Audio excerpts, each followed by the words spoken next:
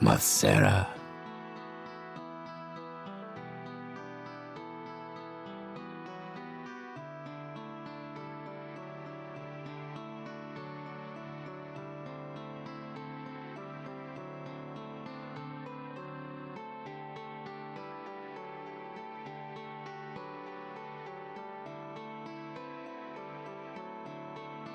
Masera.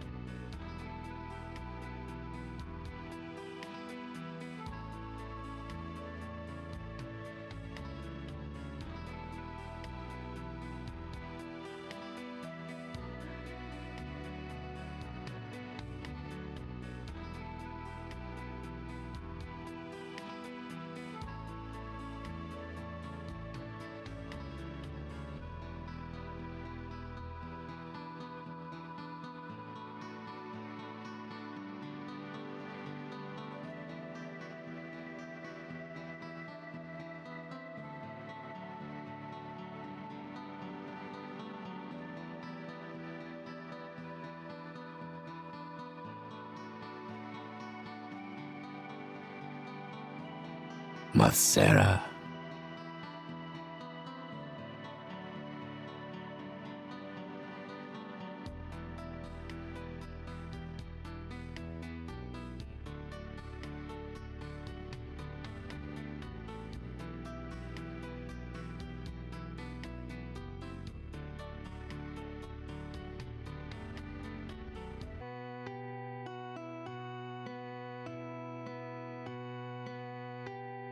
Masera.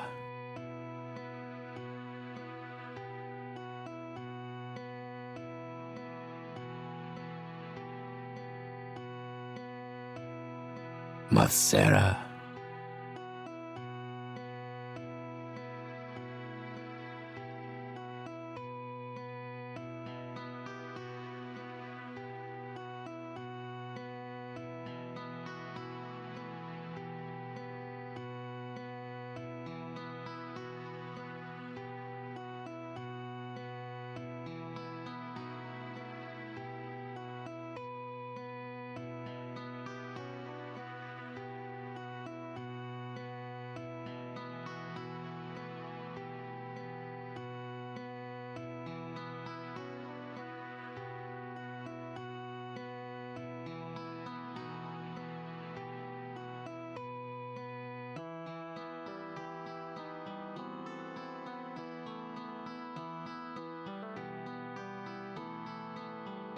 Masera.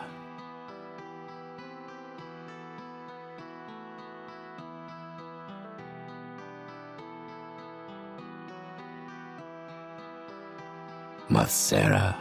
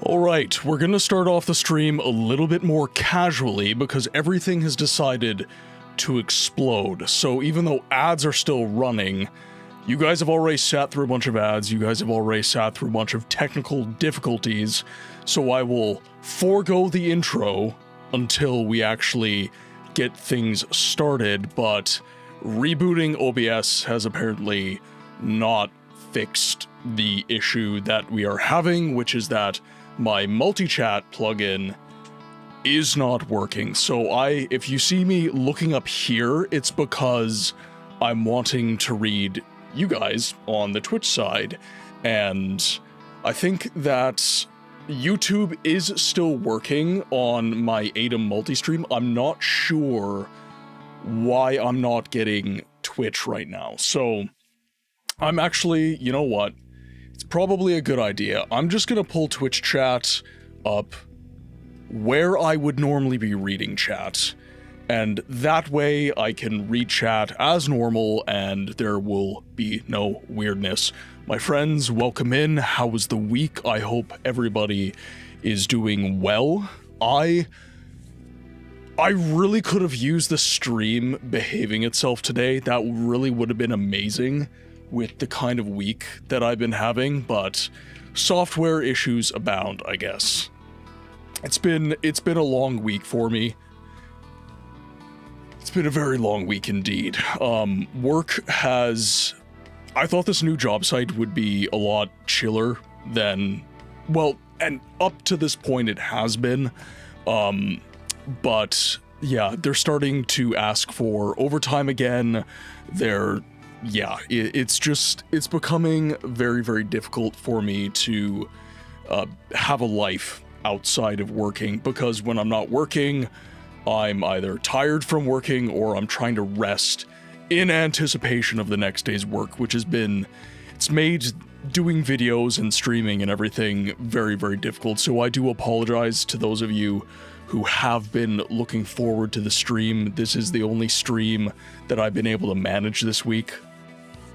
It's been tough. Even today, I'm absolutely stupid tired, but I would like to at least get a stream in. This is pretty unplanned, honestly.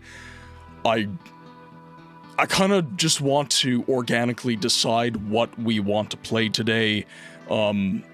Since this is the only stream we're doing this week, I don't really want to say we're playing The Witcher today, we're playing Baldur's Gate today, we're playing Assassin's Creed today. We're gonna have a yap as we normally do, and then we're just going to decide what game we want to play. Hopefully that works. Hopefully that aspect of the stream works, because I do have a fancy new thing specifically for that, but we'll see.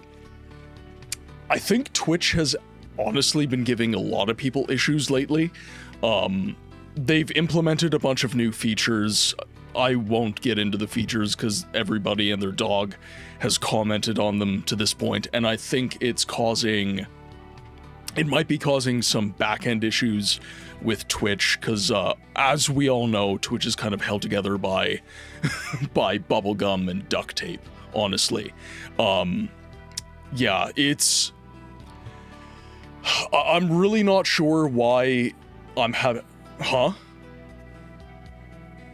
What do you mean, Moz? What do you mean? Like why is my OBS... No, my OBS seems to actually be working fine. It's Twitch not talking to it. So my multi-chat overlay, that's working fine. But where I read multi-chat, which is a different application, it's Atom instead of Nutty's multi-chat, that is not working right now. I'm not seeing Twitch chat pop up on that. So I normally have Twitch chat up here just to tell me when ads are. I've moved that over here for the time being so I can actually read what you guys are talking about and everything like that. Ren, welcome in. Question of the day, for me, I've got to pick Skyrim. Everything about this game hits me in a really special way. I love the world so dearly. It's just so beautiful and so well made. Yes, what's my answer to the question of the day? I don't think it could be more. What is your question? Well, normally, when I ask questions about games that you hold near and dear to your heart, I believe Horizon comes up quite often. It's a game that you have talked about quite a bit in the chat, so I will go out on a limb, Dayhiker, and I will say Horizon Zero Dawn. I might be wrong. I might actually be wrong. I might not actually know you at all. Interesting. It's actually Morrowind. Horizon Zero Dawn is a top 5. Ah, interesting. Interesting. So you still have the ability to surprise me. Interesting indeed. Your health is low. Do you have any potions or food? I will take that. I will take a self-care combo right now. Half-Life 2, what do I think? I think Half-Life 2 is an incredible game. I think that I enjoy the experience of Half-Life 1 a little bit. I'm normally that kind of a guy, though. I normally enjoy like the first game in a franchise because it's normally before the franchise has figured itself out, and I really value that kind of genesis of a franchise. Honestly, I wouldn't be surprised if The Witcher 1 is my favorite game in the Witcher franchise, not because it's objectively the best game, but because to me, it'll have the most charm, kind of thing. Okay, since you guys are in, ads are over, I might as well do the intro. My friends, welcome to the Game Library, where we don't just play the games, we study them. My name is Martin, and as ever, I would like to start the stream off with a single question. For today's question of the day, what is one game you point to when someone asks for a lens into what you enjoy about a video game? Now, I consider this a different question from what is your favorite video game or, what are your top 5 kind of thing. Because even your favorite video game can have features you don't necessarily like, and there might be one game that you don't necessarily have as your number one game, but it has a list of features that you really appreciate within a video game. So my idea around this came from my love of Dragon Age Origins. I honestly don't talk about it a lot other than, I really like it kind of thing. But I haven't gotten really into... why that game is so important to me, and it was one of my first RPGs, for one. And it really was a game that was formative of my expectations of caricature, of RPG mechanics, leveling systems, and just overall story, right? I always say this, I'm a lore and immersion guy. That is what I enjoy about a video game. So I look at a game like Dragon Age Origins And I see the lore, I see the immersion, I see the RPG leveling system, I see really amazing characters that you can have really deep and immersive relationships with. I see a world that, while not open, feels open in a lot of ways. There's a lot of environments that are insular, to be sure, but it is definitely a game that gives you a feeling of grandiosity. It gives you a lot of world. And no, that's not open world like the Elder Scrolls games that I value so much, but it is a feature that has kind of informed my love of the Elder Scrolls, I would say. I would look at a game like Dragon Age and I would say that has formed, or rather created, the environment in my psyche that has allowed games like the Elder Scrolls and so on and so forth to flourish. It really does capture everything that I enjoy about a video game, and an RPG in particular, because I am mostly an RPG kind of guy. Tidy, welcome in. Guernica, welcome in. Well, it largely depends on the genre, because I expect different things of different games. That is fair. That is completely fair. In general, I enjoy RPG action. I'd point to scrolls like The Elder Scrolls 4, Fallout 3, Co-op, Left 4 Dead, Immersive Sim, Deus Ex, Survival Horror, Silent Hill 2, and Resident Evil 7. For MMOs, RuneScape, single player, Half-Life 2, and Metro. Yeah, I think that while I do enjoy different genres of games, if someone asks, like, what I value about a video game, it would be an RPG. Because RPGs are really where it's all at for me. Of course, depending on mood, I could go to a first-person shooter, I can go to a racing game, so on and so forth.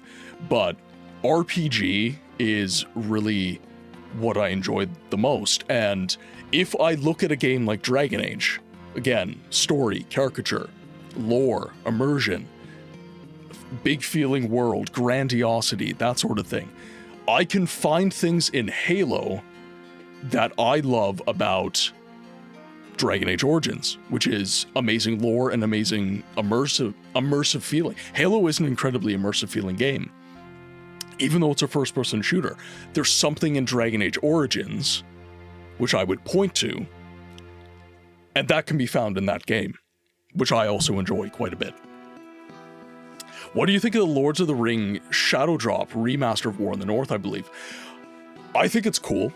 War in the North is a really underrated game. By the way, if you guys haven't played Lord of the Rings War in the North, 100% you should play it. It's really, really, really fun. But I'm not surprised it was shadow dropped. It's kind of a cult classic at this point, so I don't think any rigmarole leading up to the release of such a game would have really made sense.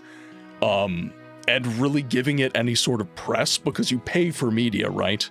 So I think that relying on word of mouth and relying on the community to provide those things, I'm not really surprised that they went that route, and it looks like the word of mouth is working. It looks like a lot of people are really stoked that War in the North got another release and is getting a lot of love from its community again.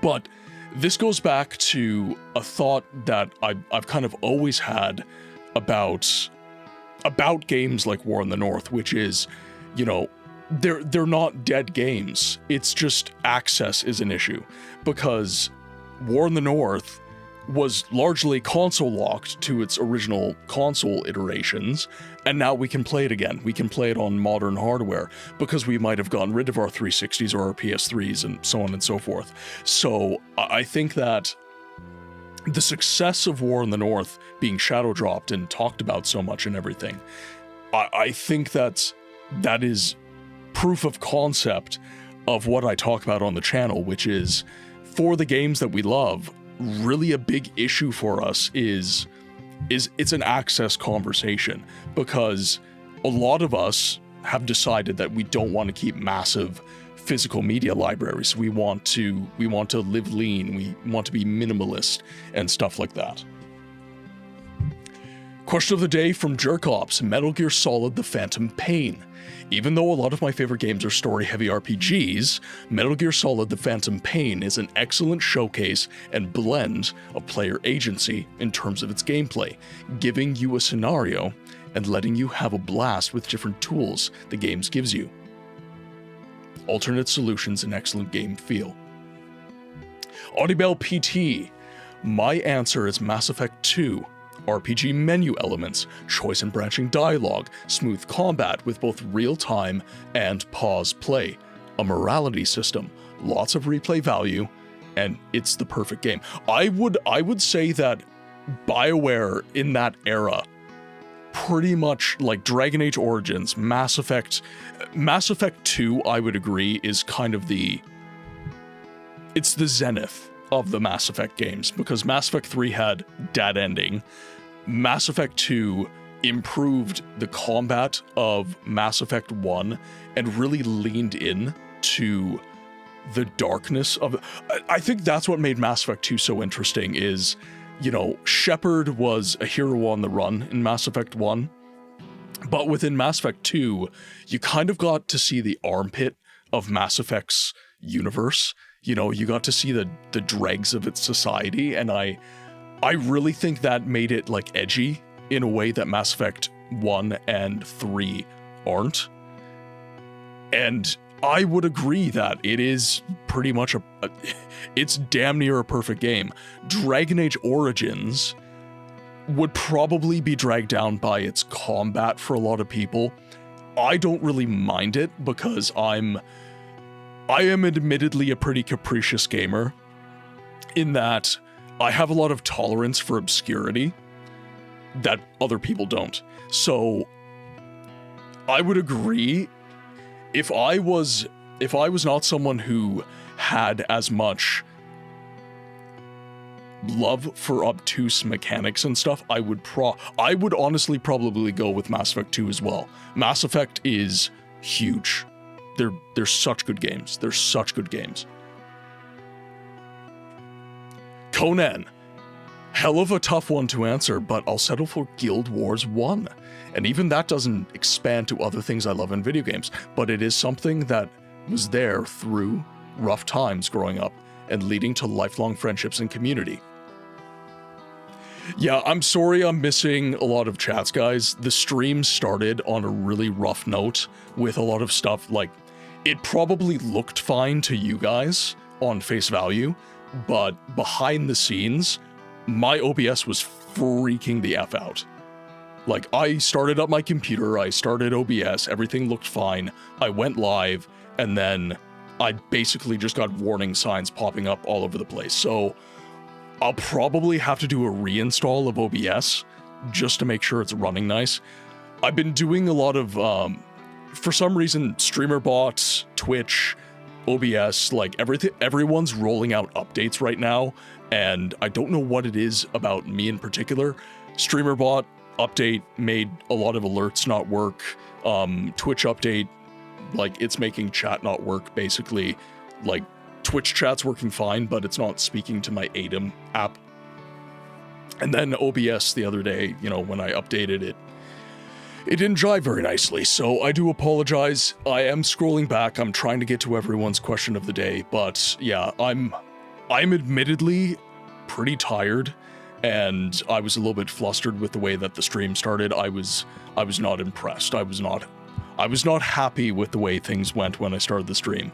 I really could have used a W in that regard, but it decided not to be a thing. So I would like to say a thank you to Eris, who was here before the stream even started. I did see you, but then OBS started freaking out and deleted a bunch of messages and everything like that. So I did see you, Eris. Thank you. I appreciate it. I appreciate the people who are here before even I'm here. We have Ren with a question of the day answer.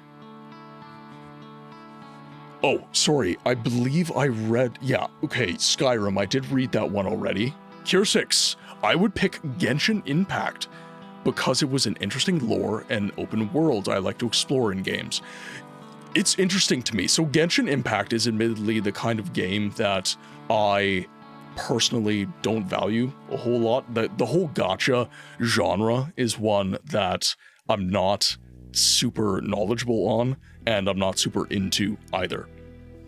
But I will say, like, there is value for someone in almost any game made, right? Like, even the Call of Duties, I know we like to rail on them and everything like that, but there's a lot of people who are very, very casual gamers. They value those games passionately, actually. Everybody I talk to at work, it's interesting, everybody I talk to at work, when I say that I'm a gamer, they're like, oh yeah, I'm a gamer too. I play Call of Duty. You know, like, that is the one game that a lot of people, no matter what, they played that, you know? Like, so, I'm just gonna say it's not my kind of game. It's not my kind of game. Emmy, welcome in! Emmy, I hope you're having such a good day. It's so good to see you. It's so good to see you. How are you? How are you? I haven't seen Sammy in a while either. I don't think he's streaming right now. I think he's moving. Dragon coming in with a question. Is this how you honor the 6th house and the tribe on Yorm, my friend, welcome back. Thank you for the resub at 6 months. 6 months. Thank you, my friend. Thank you, my friend. Harold, welcome in. I hope you're having a good day. Hope you're having a fantastic day. Hope the week has been good. I've not been able to see any of you as much as I would like. It's been a week. It has been a very, very rough week. Work has demanded a lot of my time. I'm working on Saturday again. It's the blue collar life. I've chosen this. I have chosen this. But it is... I would be lying if I said I am not having regrets over career right now, because it's been particularly onerous on me right now, and it's been a really, really rough week. How's your recent video doing, by the way? I gave it a quick shout. I saw that, Audie. Thank you so much, by the way. Thank you so much. It's doing okay. It's sub 100 kind of thing. And that's really like most of the stuff I post, but you know, as any YouTube guru would tell you, just keep posting consistently, no matter if your stuff is not doing the best. Just make sure thumbnails are good, make sure your content is solid, enjoyable, and just keep plugging away, keep posting. So that's what I'm gonna do, and I'm just trying to improve a little bit each time, and we're going to talk about that a little bit further into the stream. So as I said, I don't know what we're playing today. I'm not keeping things on schedule. I've thrown out the schedule because I'm only able to get one stream in this week. So later on, after we've done yapping, we're just gonna have a vote. I'm gonna put a vote up on the screen, and we're gonna decide what game in the current schedule we want to play. Do we want to, is it an Assassin's Creed kind of day? Is it a Witcher kind of day? Is it a Baldur's Gate kind of day? No, I've got, here, I might as well show you guys where, you know what, sure, we'll throw it up right now. So, there you guys go. So, number 1 for Assassin's Creed, number 2 for The Witcher 2, number 3 for Baldur's Gate, what a grand Enhanced and Edition. intoxicating innocence. Emmy, thank you so much for the Prime sub. Thank you so much. So, in the chat, to be clear, just type 1 and hit send. That will do Assassin's Creed. Number 2, click send. That is The Witcher 2. Number 3, click send. That is Baldur's Gate, the Enhanced Edition. So, it should update, and if it doesn't, that's just another thing in my life that isn't working right now. But I will just keep an eye on the chat, and I will make sure that I am personally keeping track of things and making sure that we are that we are keeping tabs on these things. Been 16 years since you played Morrowind. Whatever the result, I'm already saying it. Scammed and rigged. You need to experience all the joy that is OpenMW. Oh, yeah, OpenMW is absolutely fantastic. OpenMW, I cannot recommend it. I cannot recommend it highly enough. It is so good. Okay, so I will have to have a conversation with Papa Yahtzee about my overlay not working, because I'm not sure why that's not working. I think it's Twitch. I honestly think it's Twitch. Because it's not talking to Adam, it's not talking to here, so... You think you can buy me with promises of power and glory? You really think, okay, I'll do it. Thank you. Thank you so much. I really appreciate the generosity. You just finished installing OpenMW, the resolution mods for Morrowind. We are officially replaying. Excellent, excellent, excellent. I love it. I cannot wait for the public release of that overlay program. You have no idea. It's gonna be good. It's gonna be good. Did you use modding open up? No, so I ran. Oh, sorry, you're asking Guernica. Sorry, I saw a train, had to fund it. I appreciate it. I appreciate it. And I guess I will consider these belated birthday gifts, because it was my birthday yesterday. It was my birthday yesterday.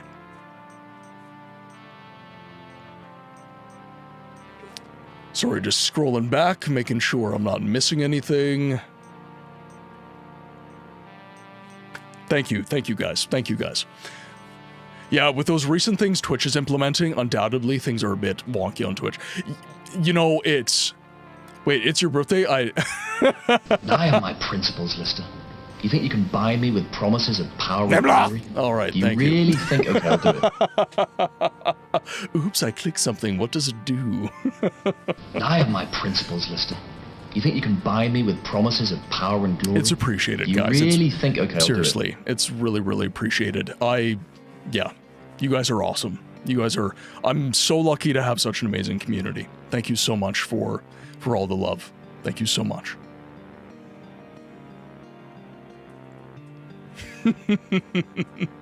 I've already said happy birthday on the Discord, but happy birthday again. And yeah, thank you guys on the Discord saying your happy birthdays. Little Mickey Moose, she doesn't get to hang out all the time, but she hopped in and she said happy birthday, and she gave a little reminder and everything.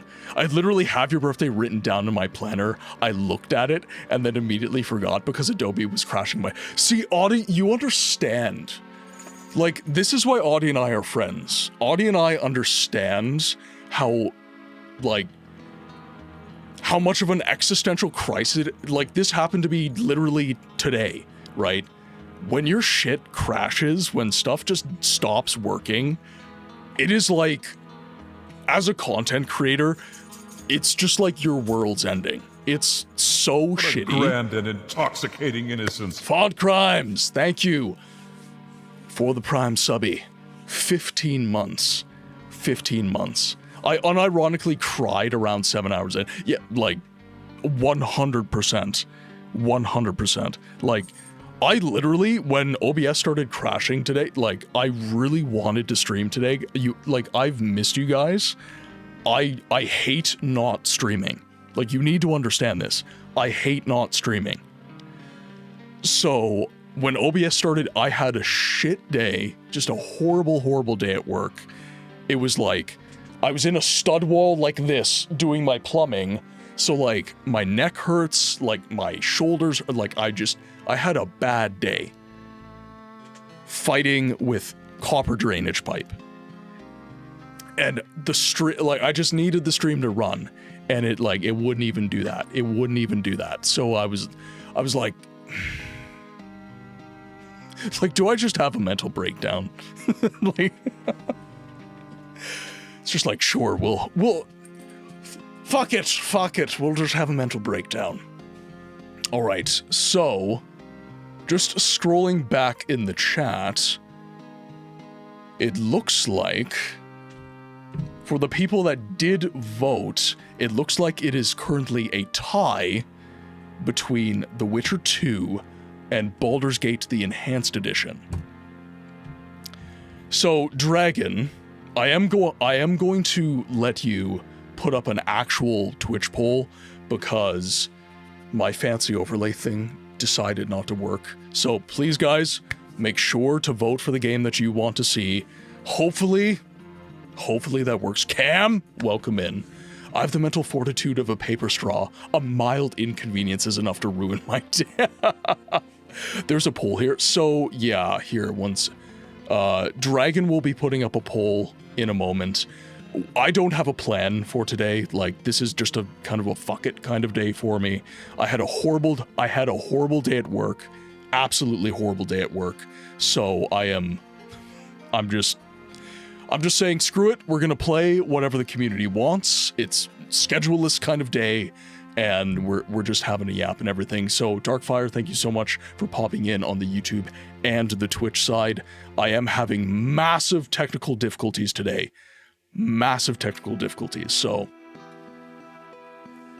have a good day at work. Exactly. And that's where, like, you guys have no idea how good the stream is for that. Like, I have a horrible day at work, and I have a horrible day at work, and I go live and I hang out with you guys, and it's a better day.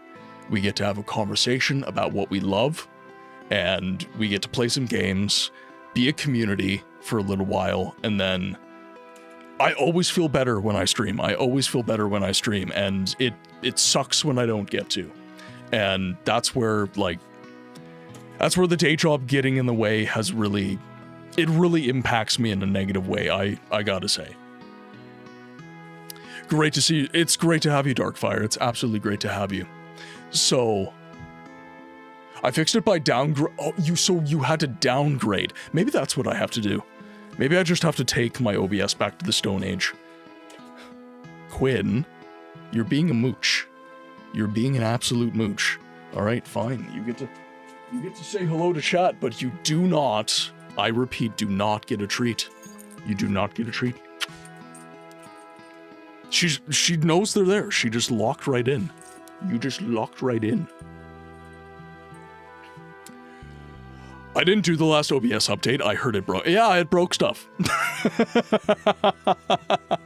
I found out it broke stuff. All right. The hype train has ceased. Oh, that's a very cute emote. That is a very cute emote. I love that emote. I love that for me. I absolutely love that for me. No, you get no treat. Because you were being so fussy on the ground, you get no treat. You don't get to just whine at me and then get whatever you want.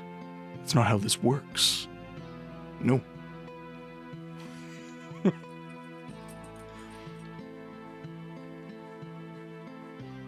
All I'm hearing is you got to stream the day. I honestly, you say that, but you would see a different side of me. You would absolutely see a different side of me. And by a different side of me, I mean I'd be squished in a stud wall trying to solder drainage pipe. Why are you so needy? What have I not paid enough attention to you before the stream? I gave you a walk and everything. You got so much attention before we started streaming. Yeah. And I know you don't need outside because you went out like 5 times during the walk. Oh, did I tell chat about your secret? Did I tell chat about personal stuff? Is that crossing a line? This is a doggo. It absolutely is. Dude, I did that poll at such a good time. My computer started an automatic update as soon as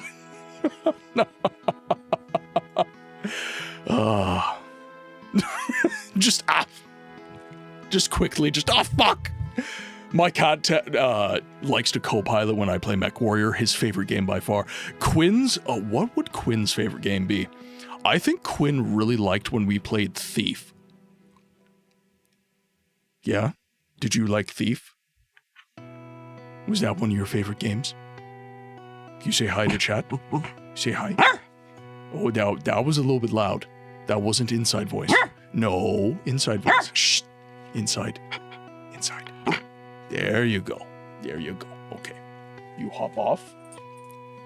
And you will get a treato. Yep, gonna steal them treats. Absolutely. All right. Toby.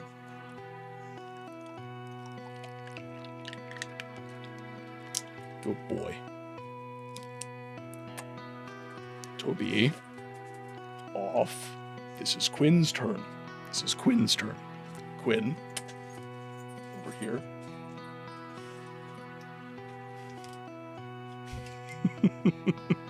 Obsessed. Yeah, they're amazing.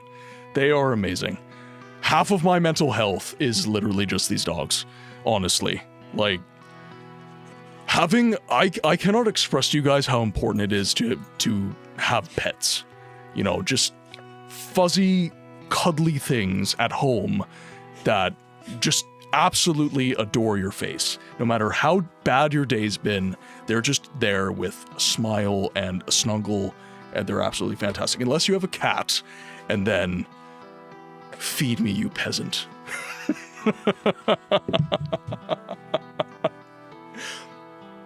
I recently discovered the pet snake hatred of Markiplier, and it's wildly amusing. You know, okay, in the chat, I want to know what pets you guys could never have. You guys could never, ever have. I could never own a pet tarantula. The arachnophobia I have at this point in my life. I didn't used to be arachnophobic, by the way, but yeah, I could not do a pet tarantula. I could not do it. I'm a cat person. I adore my fur overlords, even if they're constantly disappointed in me.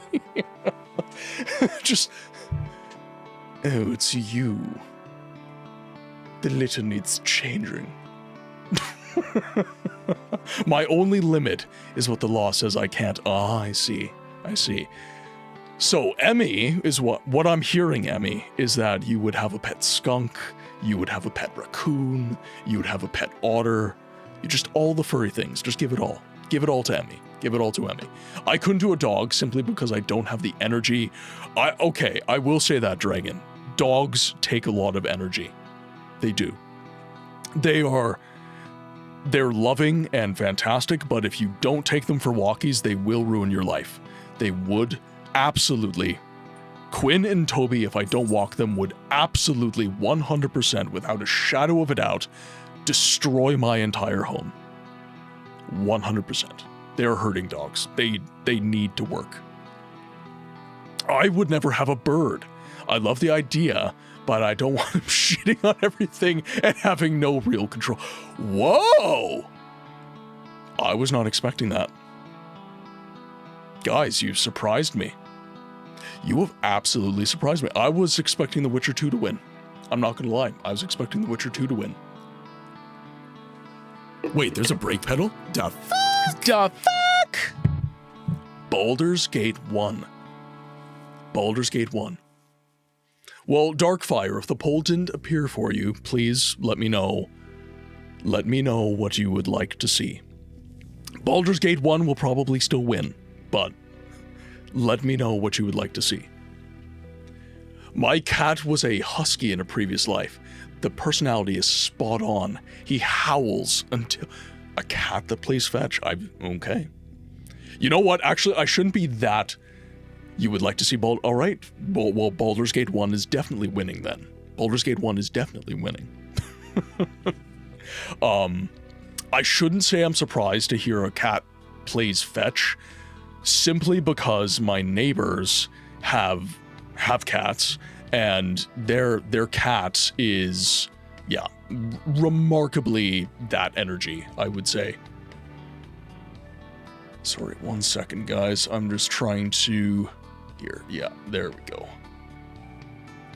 I'm just trying to have both chats up at the same time type thing, so I can actually... Because I'm actually getting my YouTube chats. I'm actually getting my YouTube chats right now, which is rare. Specific breeds are prone to it, Russian Blue and Persians. My parents have always been partial to Siamese, and Siamese are notorious assholes. They're very, very aloof, but, like... How do I put it with the Siamese? Like, the personality that everybody thinks cats have, that is a Siamese cat. Very don't touch me unless I want, very, I'm gonna stick my butthole in your face kind of thing. They loom. Yeah, that's a good word for it. They're very affectionate to the people that they like, but yeah, the Siamese cats I've met in my life, I'm not a fan. I am a fan of Russian blues. I'm allergic to really fluffy cats, so I can't do like incredibly fluffy cats, but all the Russian blues I've met in my life, 10 out of 10 cats, I absolutely love a Russian blue. Dog diary versus cat diary. Dogs are better. Cobb, welcome in. Yeah, I'm a dog person. What a grand and I will say I'm a dog person. Malthus, welcome in. Salve amici. Welcome in, my friend. I hope that you are doing so well. I hope that the week has been so good, because if your week has been good, that'll help me deal with the kind of week that I've had, which has been oof. It's been an oof kind of week, but we're doing better. We're yapping with the community. We're streaming. Could I elaborate on the question of the day? So, okay, I'm not asking what your favorite game is. I'm asking for the game that you would point to that has pretty much all of the features that you like in a video game. So my answer to the question of the day was Dragon Age Origins. Why is the question of the day gone? You know what? It's probably the poll. It is probably the poll. So let me see if I can't scroll back and get the question of the day. I can't. So maybe... Nope. Oh. So here, I'm just going to retype it and do it that way.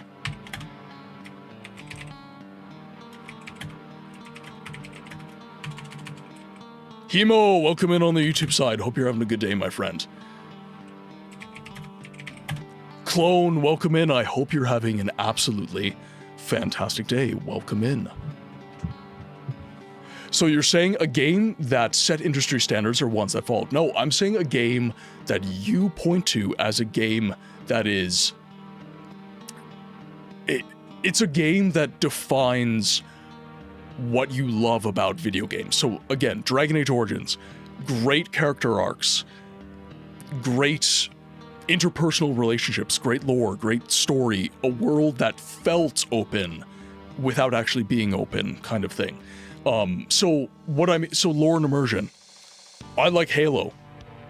Dragon Age shows that, right? I like the Elder Scrolls. Dragon Age has features that I can trace to for my love of the Elder Scrolls. That sort of thing. A game that contains elements that you enjoy about a video game. It can also be your favorite video game, but it doesn't have to be. It just has to contain a comprehensive view of all of the games that you enjoy. The feature sets that you enjoy, I would say.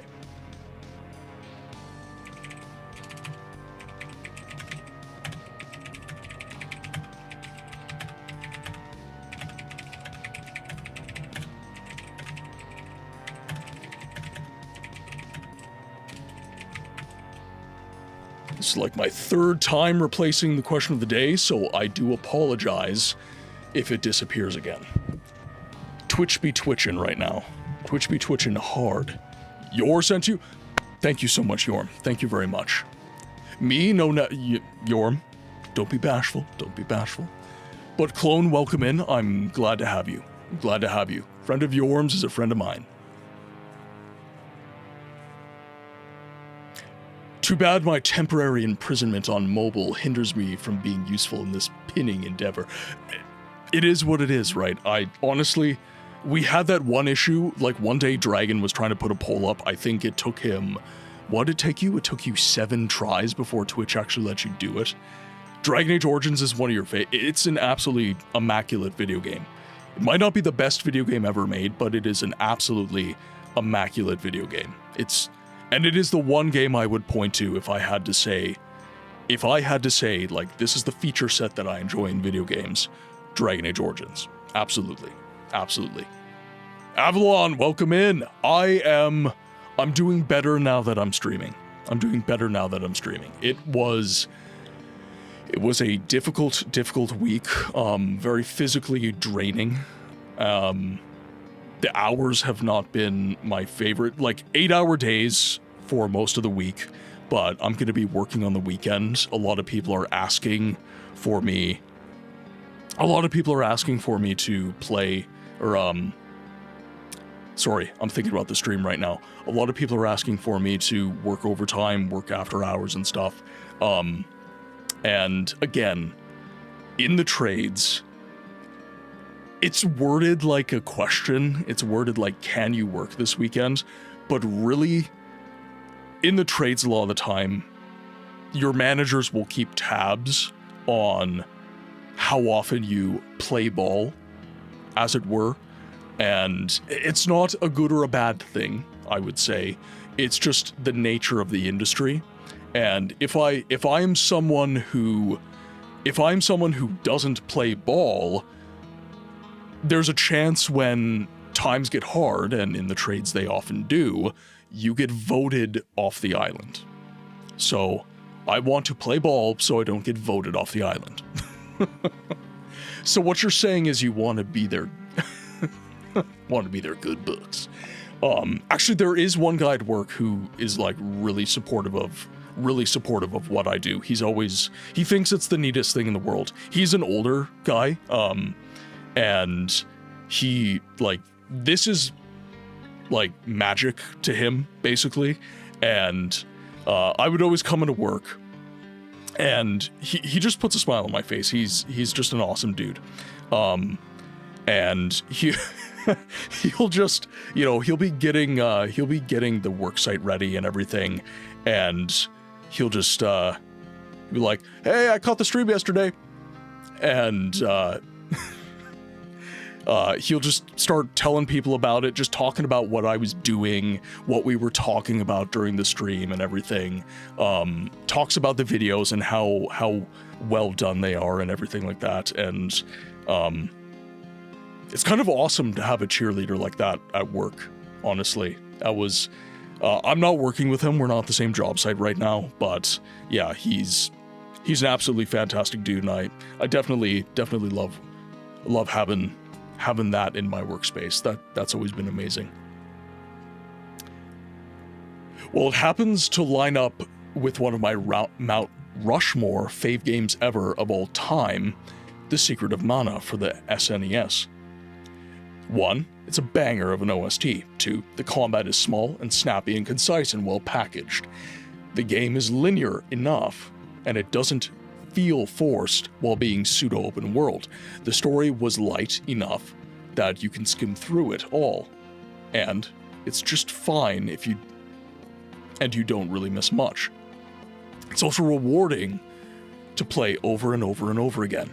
Its gameplay loop is like combat, simple, concise and well packaged. Right, so what you're saying is what you value in video games is the option of depth, but if you're kind of stressed for time, it's not going to be cumbersome kind of thing. It's going to be like, okay, I can either play this if I want to really dive into the world and get super, super deep, or I can dive into this game just for like a cursory couple seconds of combat and everything.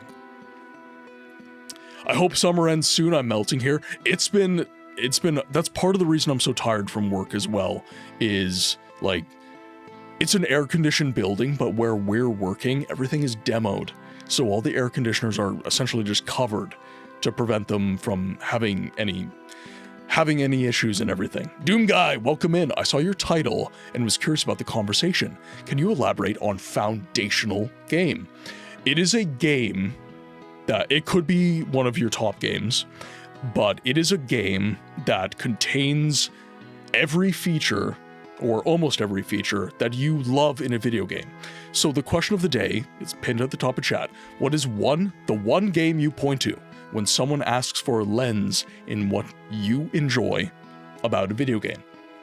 My answer is Dragon Age. So immersive world, great lore, great characters, an open feeling universe.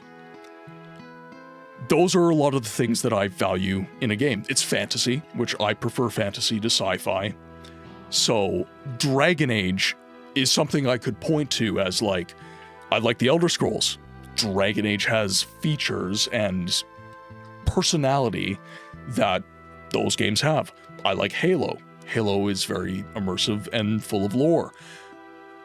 I like Dragon Age for that exact same reason. So it's a foundational game in that it lays the bedrock for all of the other games that I love, right? For that question, I'd be torn between World of Warcraft and Elden Ring. Interesting. Have you any knowledge of Rogue Galaxy? I do not. I do not. Also, Darkfire was asking if I follow any educational content on YouTube. Of course I do. I'm an academic. I'm not in the academic field anymore for work, but once a historian, always a historian. Once an academic, always an academic.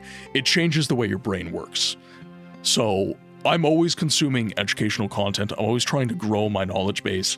And we might as well talk about this now because we've been streaming for about an hour at this point. So I have a plan, guys. I've been asking of myself and kind of you guys in a more cursory sense, how I can better serve games preservation and really just knowledge of video games that might have left the mainstream vernacular, the zeitgeist, if you will. Panther, welcome in. Hope you have a fantastic day. Question of the day, part 2. Ooh, Malthus has a 2-parter. Okay, I will get back to that after I say this. So I have come up with a strategy that might accomplish this in a way that is, it's not just this, you know, it's not just like a conversation. So obviously, again, I'm an academic. So lectures are something that we do in academia to open up the floor to conversation. So normally what will happen is your professor will be lecturing to hundreds of people in university and will cover a bunch of subject matter within a lesson. And after that lesson has concluded, there's normally a small chunk of time at the end of class, and he'll say, okay, any questions? Does anyone want to converse about this? I'm opening up the floor to you guys. And I started thinking about this and like, how can I create this environment? How can I create this feel within what I do? Is that even beneficial, kind of thing? So I've decided, I had this idea for a long time to do preservation reviews of video games that we play during the stream. So what I'm going to start doing, and right now I'm thinking of rolling it out maybe like once or twice a month as an extra stream, because I don't want to cut into the regular schedule. But what I'm hoping to do, what I'm planning on doing, is after we've beaten games, and right now we have a backlog because I've beaten quite a few games. One of your channel point things is Red Dwarf. I love Red Dwarf. Red Dwarf is one of my favorite things in the world. So what I'm planning on doing is taking the games that we've beaten on stream, so give a purpose to the playthrough, right? And then after that, we will review the game, so my critical review, but then we'll also go over the game's history, so like where it sits within the history of video games, and then I will rate its games preservation on accessibility, technical stability, completeness of the data, cultural impact, and documentation. I'll go over the criterion of preservation and the idea of preservation, which is authenticity, integrity, and minimal intervention. And then I can rate the game as, is this well preserved? Is it not well preserved? So on and so forth. And then I will open up the floor and we'll have a conversation about that. So my hope for that is I'll stream it, so it's live, and you all have seen the playthrough, so you've experienced the game with me. I'm not just talking about my opinions in a vacuum. I'm actually interacting with what you guys have seen. And then preservation being the purpose of the channel, it's something that we can speak to directly as a community and then share that with like YouTube and stuff. So that's kind of, I have a format that I would like to use. The lecture, as it were, the presentation, as it were, is going to be a little less interactive. So it's going to be like for, 30 minutes or so, I just go over my slides and talk about what I need to talk about. And then after that, we will go into conversation and stuff. And the goal with that is that presentation, I could then post to YouTube. I can just take that and I can give that to YouTube as like a video on preservation of that game. But then we get something out of it because we continue to talk about it as a community and everything as well. I'm still toying around with it, but I've got it almost to the place where I'm ready to roll it out. I'll probably do a poll in the Discord at some point just to talk about what game we want to cover first. So, like, we played Siege of Avalon, Thief. We've covered a bunch of first-time playthroughs for showcase streams, Spider-Man on the N64, Myst, so on and so forth. So we have a lot of games that we're actually already able to talk about. And then I can use this format as well for things, not necessarily question of the day things, but things that I want to talk about within the context of games preservation and just the history of video games and everything like that. So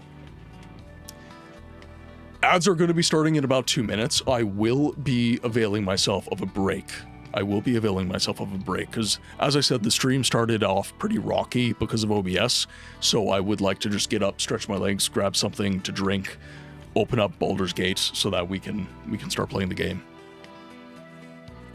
Okay, so Malthus's. I see what you're wanting to do. An early suggestion would be Dark Souls, a simple game to rip apart and talk about why any game like it hasn't faded into obscurity. Interesting. I wouldn't necessarily... I would agree for the FromSoft games. But I think Souls-likes, because they became such an indie kind of genre, I think a lot of them actually do get obscured. Right? So, to your point though, you can use Dark Souls as a way to talk about that kind of tendency within the industry. Talk about a Souls-like, a Doom clone, a Halo killer, that kind of thing. I like the idea. I do like the idea. Heading out myself, have a great stream. Guernica, thank you so much for hanging out. Thank you so much for the conversation, my friend, your support. Thank you so much. So Malthus's question of the day here. I've been yapping a whole bunch, so I haven't gotten to Malthus's question of the day. I don't think I have one that fits, at least not in the same sense of incorporating all of the criteria I love in video games. Mass Effect and Knights of the Old Republic are up there, especially in terms of music, setting, and story. Skyrim, however, nailed ambience and a combination with the open world. So these three, I would say, together meet most of the criteria, but none by itself meets all. In addition, several of the Total War games also come to mind, as these were foundational in my interest in history. Aside from that, fantastic music in all of them, similar to Skyrim, Mass Effect, and KOTOR. For disclaimer, this is strategy, so a different category, but I prefer RPGs in general. Honorable mention, Sea Dogs, a naval sandbox adventure in 1660s Caribbean. I honestly, naval battles, I'm starting to enjoy. Like Assassin's Creed Rogue, that's one thing with that game I'm definitely getting into. Make me want to get back into lore videos on Fallout again. Oh, That's all good, Doom Guy. That's all good. Enjoy your lurk. Since you got the proverbial ball rolling on educational channels on YouTube, pardon me, Rainlight! My man. Welcome in, Raiders. Rainlight, how's it going, man? We're just having a yap. Ads are running right now, so I do apologize to any of your peeps that are not turbocharged or subscribed to the channel. But how was your stream? I'm going to wait until ads are done before I say an official hello to your community. But I believe Rain, the proverbial Rainlight, has just... Oh dear. Did Rain have to run? That makes me sad. Rainlight's a good time. My friends, please head over to Rainlight. Great friend of the channel, actually. Goodly to see you, man. Was doing a quick bonus stream. You didn't get ads, Liam. Excellent. Kind of impromptu. Honestly, like, this is a part of the normal schedule, but I'm kind of having that vibe today as well. I'm definitely having impromptu vibes. OBS decided it wanted to try and grenade itself when I started the stream, so it's been a day at work, and then OBS did that to me, so I had to restart the stream, and all that rigmarole that streamers love. It honestly really broke my spirit, but we're coming back, and I don't really have a game in mind today, so we've all been voting on the game to play. Baldur's Gate 1. So we're going to be playing Baldur's Gate later. But I was just having a yap about some future plans for the channel. I plan on doing Cell. Welcome in. Hope you're having a fantastic day.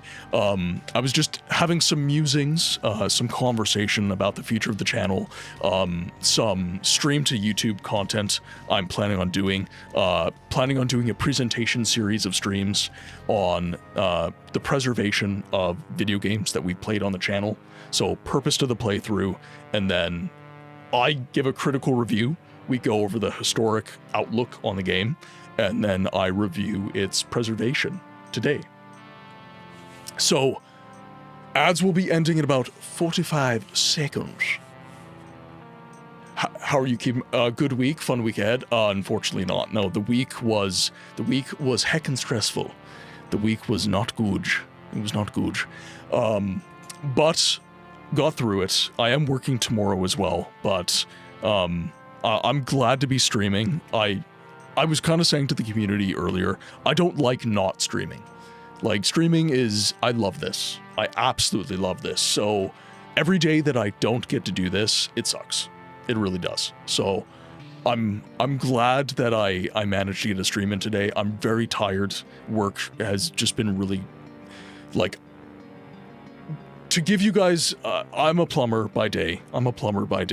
So I was in like a stud wall, like this, like fitting pipes together, and then I had to solder everything. So I had like a torch that runs at like many hundreds of degrees of heat, so it can like superheat copper to solder. And I was like this in a wall. So I'm sore. I was warm. So yeah, it not fun. But welcome back from ads, everyone. For the Raiders who have hung out with Rainlight, thank you so much for hanging out with my friend. I hope that you enjoyed the stream. I didn't actually catch what Rainlight... You're still playing some Assassin's Creed Odyssey. I'm playing my first Assassin's Creed game ever. So Raiders, welcome to the game library, where we don't just play the games, we study them. My name is Martin. This is a variety stream that focuses on video games history and preservation of that history through experience. So we play the games, and then I was just talking about this. I plan on reviewing the games live with you guys after we beat the game. So we're playing Assassin's Creed Rogue right now. We're playing the Witcher franchise in its entirety. We're playing the Baldur's Gate franchise, maybe in its entirety. I actually think from a historic perspective, it is actually a good idea to play Baldur's Gate 3 in tandem with the others, because it speaks to something. I digress. So if that sounds like your vibe, if it sounds like something that you would enjoy, I invite you to hit that follow button. To my people who were stuck in ads, please give a like to my friend Rainlight. Go over to the channel, check out the content, follow if you vibe with it, and you will, because Rainlight is absolutely amazing. He is absolutely fantastic, and he plays some really, really amazing games, and he's just a good dude. So it would do my heart good if you gave him some love.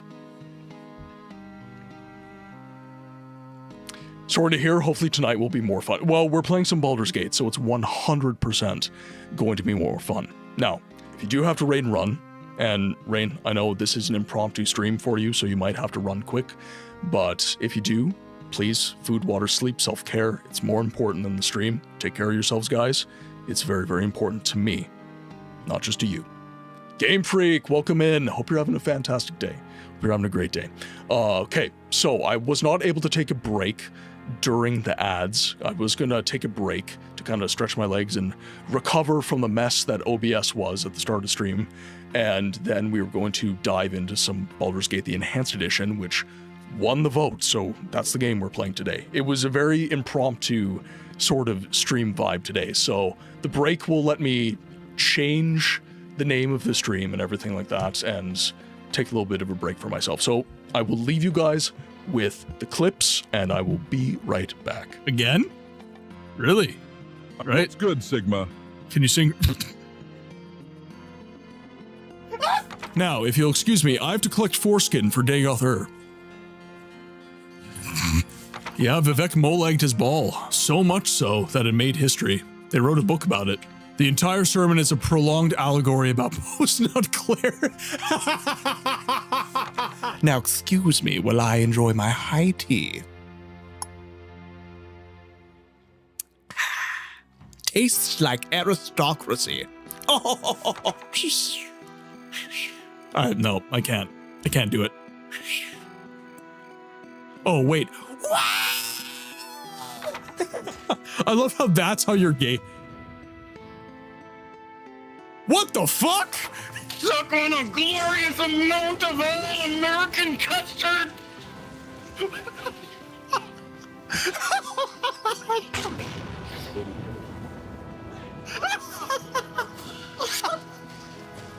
Yeah, goddammit! These fuck-ass Nords Nerevar, they're injecting the kids with skooma to change their natural Dunmer skin color. Are you telling me someone willingly slept with Amron? That motherfucker has been trying to find his rusty iron sword since the Second Era. Last words, a guy with a beautiful voice. He makes me melt. Ooh-woo. Ooh-woo. You're really gonna struggle getting down the mountain otherwise. So we're gonna help you, okay?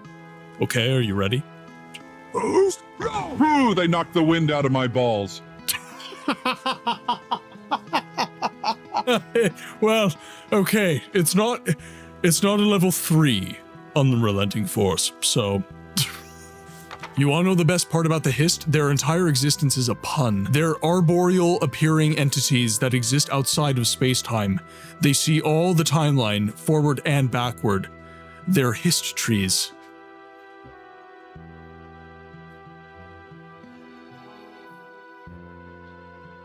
God damn it. You want more? You just saw your buddies get killed, man. Did he grabbed my arrow. I've been looking for you. Got something I'm supposed to deliver. Your hands only. Dagoth's drawing?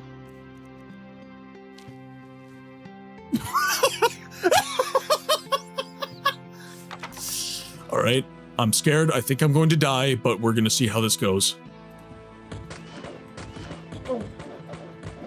All right, ran out of stamina and got kicked on the ground a whole bunch. I will burn this building down. I am underslept. I have 3 hours of sleep. No coffee. The fuck? This is a trust cannon chat. Ah, I believe I could fucking die! Oh no! Bye, boys. In that case, Melly, I'm sorry.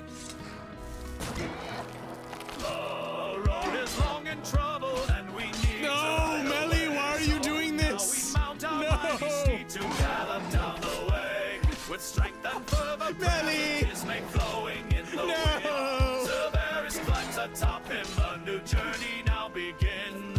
Yamate Cranberry, the greatest horse you'll ever see, galloping with speed and might, now sing along with great delight. Yamate Cranberry, clippity, cloppity, clip. Yamate Cranberry leads us on this trip. Oh, God.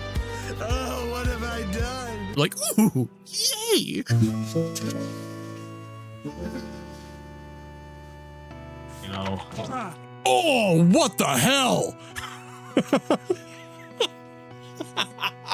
We've slain all the werewolves in this area. Come over here and kiss me on my hot mouth. I'm feeling romantical. No, no, no. God damn you. Join the werewolf centipede. They touch tips. They touch tips. You do not have a good friendship in Dwarven kingdoms unless you touch tips. It's a cultural thing. Oh shit, oh shit.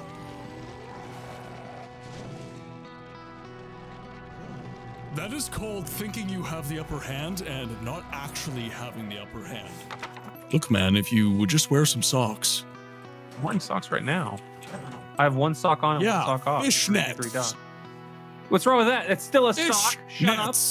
It still counts. It's still socks. Still socks. 早上好，中国！现在我有冰淇淋，我很喜欢冰淇淋，但是速。We are back with Baldur's Gate, the Enhanced Edition. The Enhanced Edition. Thank you for giving me a little bit of a break, guys. It was much appreciated. Was able to let the dogs out. Was able to grab myself a sweet treat. Was able to change the name of the stream so that it's actually the correct category, because I've been bad for that in the past. Yodre, welcome in. Jodre, welcome in. Who let the... I did. I let the dogs out. It is my fault. I let the dogs out. You no longer have to ask. It was me.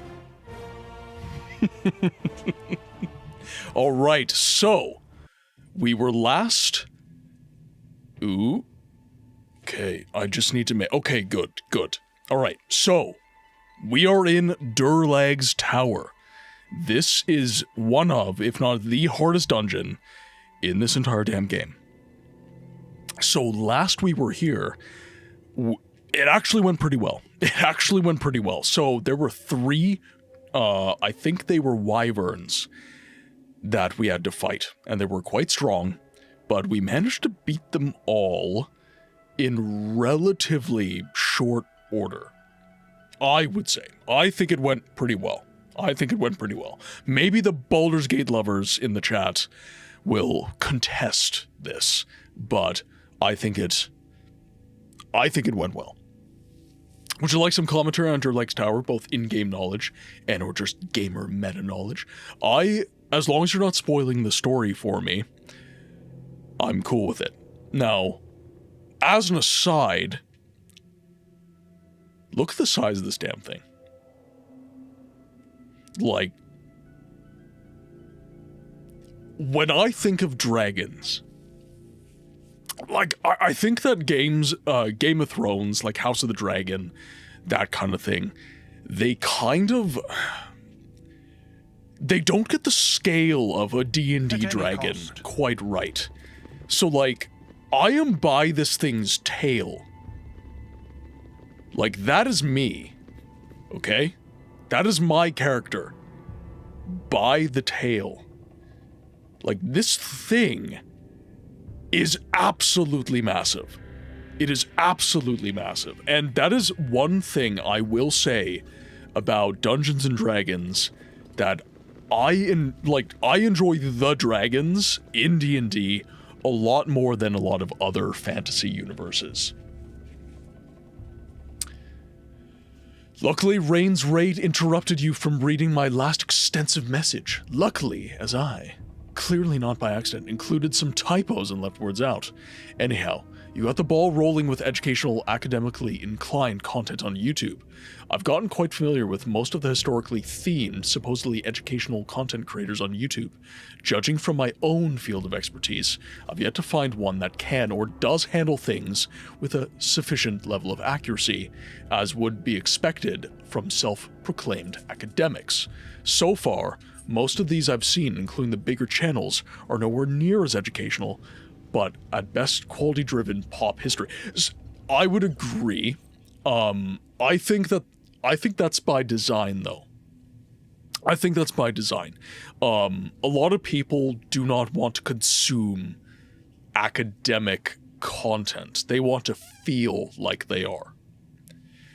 So if I'm providing educational content, I have to make it interesting. Malthus, you and I are historians, so I can look at a ledger from 1850 that had transactions, and I can find interest in that. I can look for things in that speak to a larger context, and I, as a historian, I'm just like, okay, this is really neat. For the average person, it's just an old book, right? So, like video games history, this is why it's taken me so long to figure out how I want to speak to games preservation and make content for that, because I have to make that interesting while also being accurate to my level of accuracy, which in games preservation is actually really hard because you don't really have accessible source material. So it's not like what you and I would do, which is, say we have an archaeological dig, we have an anthropological site, where I get lots of history, I get lots of stuff that we can research. You don't always have that with games preservation, which is actually one of the reasons it's so interesting, because it's data. And data that's gone, it's just gone. There's no footprint, there's no evidence, there's nothing to find. It's just gone. So how do I reference a source? How do I find a peer-reviewed study? How do I find something physical that I can research? That is one of the reasons, as a historian, I've become so passionate about video games preservation, because it's one of the histories of the human race that left nothing behind. Certain games are just gone. So, like with Anthem, all we have is like visual media. We don't actually have the game. With Highguard, again, can't play it. With Concord, can't play it. So on and so forth. So we have, as I said, with games preservation, accessibility, technical stability, completeness of the data, documentation from the studio, and cultural impact. Most games, even that if they're available, they only accomplish like 3 out of the 5. I find that really interesting, but I have to find a way to make that interesting to people who don't necessarily care as much as I do. Question of the day, one game that's tough. I would say Dead Cells, even though it's my third favorite game, it's one of the best, or even the top 3 best roguelites. The pure enjoyment of it's hard, go back and learn. Here's pure anger and enjoyment in the same dish. So, you're right, so these are the things that you enjoy in a video game.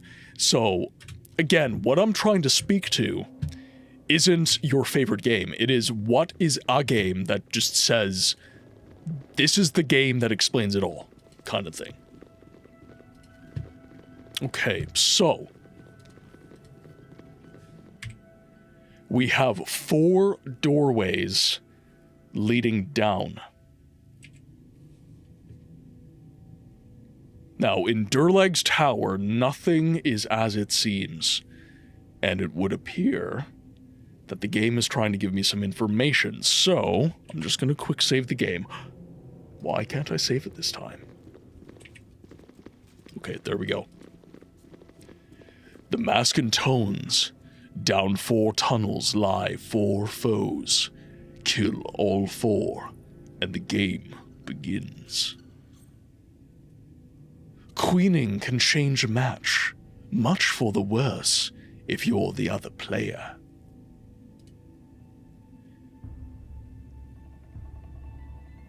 Ooze only parts before blows and spells, but ooze only parts before blows and spells, but evaporates in the cleansing fire. Ooze parts before blows and spells, but evaporates in the cleansing fire. So, what have we learned? 4 enemies. Queening can change a match, much for the worse if you are the other player. I'm not sure what that means. Ooze only parts before blows and spells, but evaporates in the cleansing fire. That's a clue on how to defeat the 4 foes, I think.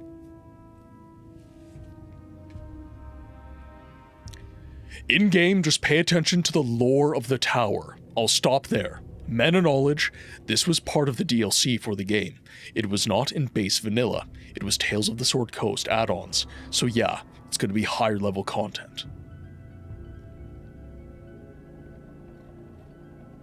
Question of the day, find me a game that mixes Dark Souls, Stalker, Baldur's Gate, Fallout, Prey, and Icewind Dale, and Football Manager, and I will say, yeah, that's the game.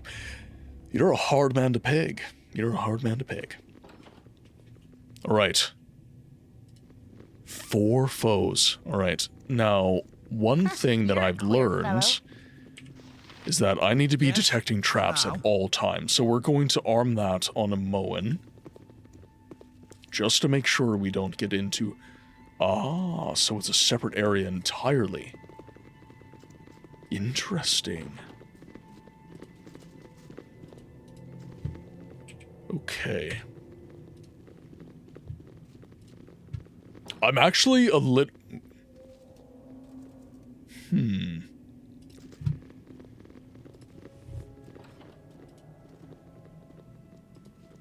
Interesting. Okay, so we've got... This looks like poison. Like, I immediately think poison when I see this.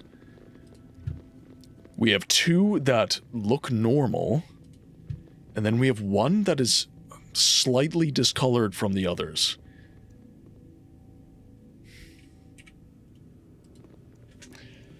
We'll see.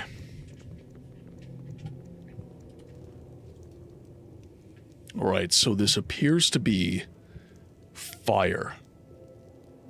This is an area of magma. As needed. Okay. Again? So what are we facing? Phoenix Guard. A Phoenix Guard. Alright. I think that we've yes, so Branwen can cast Sanctuary. Milton, I'm going to need you to pop a potion of heroism. Because that's a Phoenix Guard. And I don't need to know what he does. He's gonna hurt. What you want? He's gonna hurt. Yes, oh omnipresent Alright. figure. We're all doomed. I don't think that anything in his kit is going to be useful other than... Let's try blindness.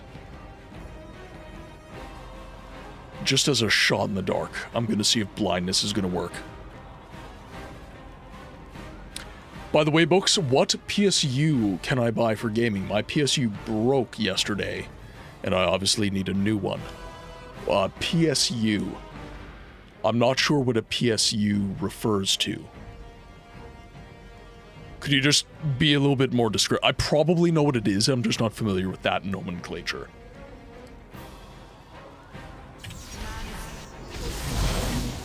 Oh, okay, that dealt some damage. What is the plan? That dealt quite a bit. I think it's a power... would that be a power source? PSU, yeah, that's power source unit, right? Yeah, I would do a... what do I have? I have a Corsair RM850E. And I've had no issues. Yeah, okay, so I think that would be your power source unit. Yeah. Is it like a big black box inside your PC that all the power cables plug into? Because if yes, then I'm a man with a PC, not a PC man. I would look into your hardware and see what it can take. Like, if it can handle, like, 850. 850 gold is probably what I would go with for, like, a higher-end PC. But if you've got, like, a lower-end PC, then maybe that's not such a good idea. This is actually going a lot better than I... You son of a bitch! You require aid? He rose like the phoenix! Alright. Yes? Okay, Branwen, in particular, could you please bless the party? Can I help you? And I'm really liking Khaled as an archer right now. I'm not gonna lie. Okay, so... That hurt, but we're alive. With caution.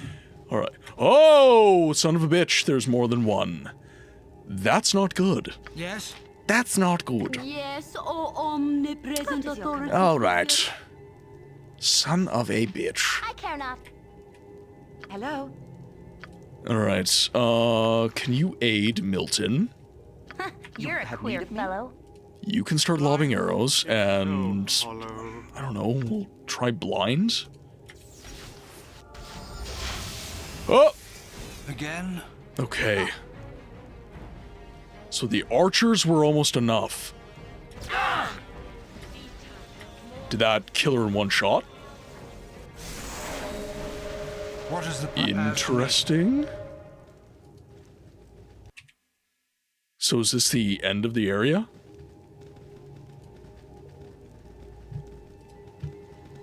It appears to be. Yeah, Nimloth, Khaled as an archer is doing work. Like, I would argue he's more effective than Amoan as an archer.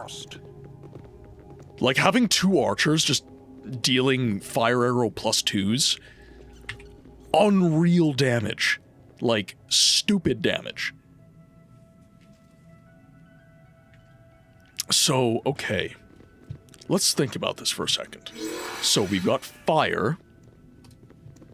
So the next room is probably going to be... So this is probably air. This is probably like water, and one of them is earth. And the Avatar is who combines all four elements to save the world. But we're not the Avatar, so we're probably screwed. My prevailing theory is that these historical YouTube channels are so successful in part due to the fast foodish demand of the audience. Common folks want interesting, enticing, easily comprehensible, preferably short, single volume pieces or sources of information that they can rely on being authoritative, exhaustive accounts that provide full and definite answers of knowledge as many subjects as possible. In addition, most wouldn't be able to find or have access to actual academic information, or are merely unwilling to sift through the necessary process of finding them, compare them, but instead go the easy way, hence the fast food metaphor. Further, a lot could neither verify nor falsify the info being presented to them, so all of that is a welcome opportunity for those big channels that, in order to appease as many as frequently as possible, do quick sloppy research, then market themselves. Yeah, it's not about who's right, it's about who's first. That is the content economy, full stop. Like, I, as a content creator, I don't have to be right. I just have to be first. And if I'm not going to be first, I need to be better than the person who was. And that's where the prevailing conversation is for me, because many people have covered games preservation in their content, but none of it is beneficial to the conversation. All of it is just like blame the corpos. That's not a nuanced take, and it doesn't speak to the individual games. It doesn't speak to the history. So I'm trying to I'm trying to give a comprehensive view, and Malthus, my issue, and the reason I haven't done this yet, is because I'm like you. I like research. I like being able to confirm my data. But if my data is not even a secondary source, it's a tertiary source, how can I do that? I would say that I can use my ability as a historian to comment on cultural impact. It is a social science after all. But that's not the full conversation. But it's the fact that we can't get the full conversation that is perhaps the most important, and it's the most fascinating aspect. Because the Video Games History Foundation is...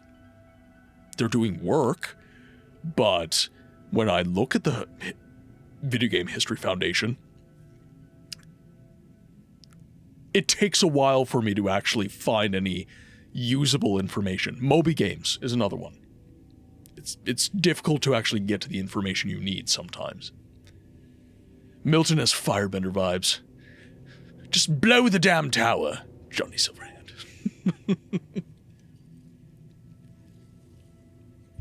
I'm always summoning Captain Planet. That's what it's all about. You require aid as needed. Next door. So, Cab, if you would like, yes. I think that I will get context, hopefully, on each room as I complete them, but perhaps that's not the case, so we'll see. I'm going to follow you and watch you and worship the ground you walk on. What is that? An heir? Oh! Interesting. Yes? Alright, Milton, do your work. Alright, I'm gonna have you bless the party again. Quest is vain. And then I'm going to have you use the Scorcher, because I want to see how that does. God, that spell does so much damage. Holy shit, that thing is fast. You've a task? Jahira, get in on this action. Alright, Milton, I need you to pop a potion muy pronto. Alright, and then you What is your command? can do some healies. And I don't think you have Sanctuary cast on you anymore, so you could even do some damage too. I might have to fully heal for this. Let's try another Scorcher. Oh, right as I killed it. Right as I killed it. Okay, Martin, real talk. If Milton were the Avatar, what type of Avatar would he be? I feel like Milton would be like Avatar Kyoshi. Shoot first, ask questions later. Answers are only as good as how good the data is, in my poor English. I agree, Panther. And that's where there's a conversation that isn't being had. So, I think where me talking about this stuff is utilitarian, if not, I think it's important, but if I have a utility in the conversation around video games and its history, I think that it would be as a starter of that conversation. I want to get people moving. I want to get people as needed, active in a space that talks about something that, like, my passion is one aspect of this conversation. I think that many people, they're not educated in the way that I am in articulating historical data. So my hope is that I can distill that data. And if I can't, then I need to find people who can, and I need to interview them. I need to create history that people can fall back on. That's the cool thing about history, is we create it actively. So I'm not a game dev, but I can talk to game devs. So Siege of Avalon, there are devs who made this game that are living still. So maybe I interview the devs if they would have me and talk about the game they made. Ask key questions that are, frankly speaking, key to the preservation of the game. Not just our ability to play it, but our ability to understand it. Because documentation, cultural impact, those are also aspects of games preservation. Games preservation doesn't just mean I can play the game. It doesn't stop there. There's more to it than that. Tempest, give us this butterflesh wound. Okay, that... No, I don't want anyone dying. No one can die. That gives you a different perspective than others that have tried or are doing. Yes. Yeah, like, really, the perspectives that I see online the most are video games enthusiasts. And that's fine. You can talk about games preservation no matter who you are or what you do.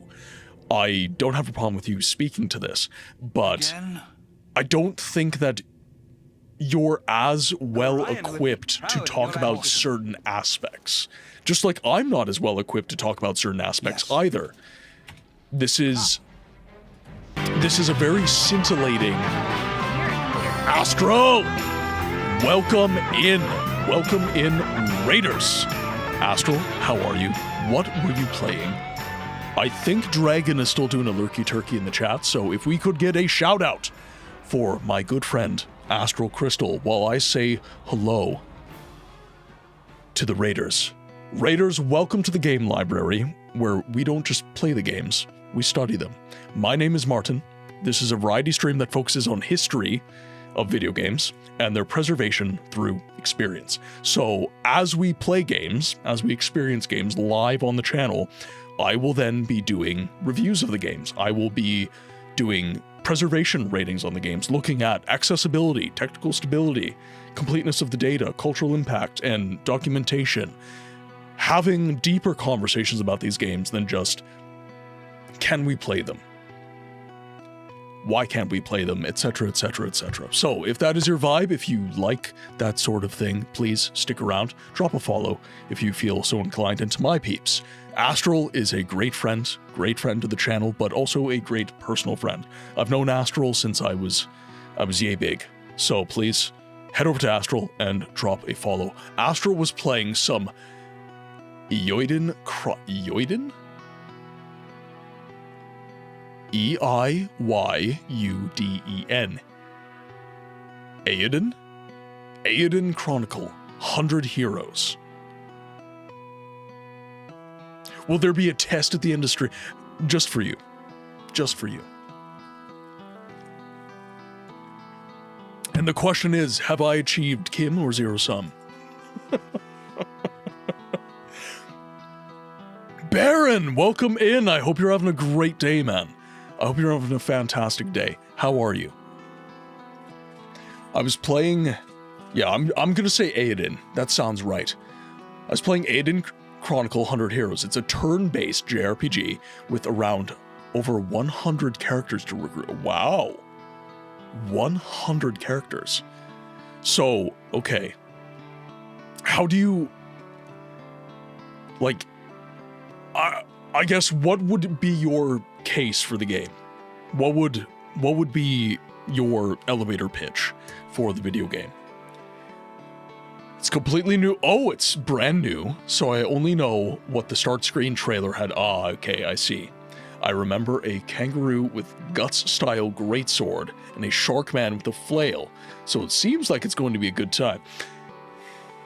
All right. I'm going to read that again. A kangaroo with a Guts-style greatsword and a shark man with a flail.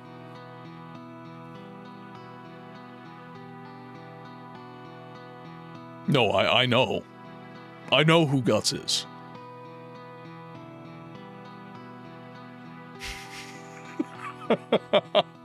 Let's get back to Baldur's Gate, shall we? And for those of you raiders who do need to raid and run, please get your food, water, sleep, whatever it is you need. It is more important than the stream. Take care of yourselves, guys. Alright, now this thing has been absolutely kicking the crap out of me. Your servant awaits. So I think that I've got it to attack Milton, which is what I want. Let's get some heals started.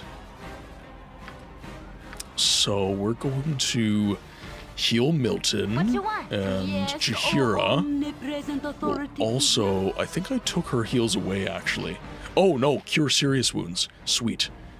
Alright, so she's going to use that on Milton as well. Then Amoan and Khalid, Have need of me? they can start lobbing arrows. And then I think what was damaging Bronwyn was actually his use of his spell. So I think I'm going to move... I'm going to move him over here. And then I'm going to try the Scorcher. Because I think that'll be a little bit... That's actually not dealing a crit...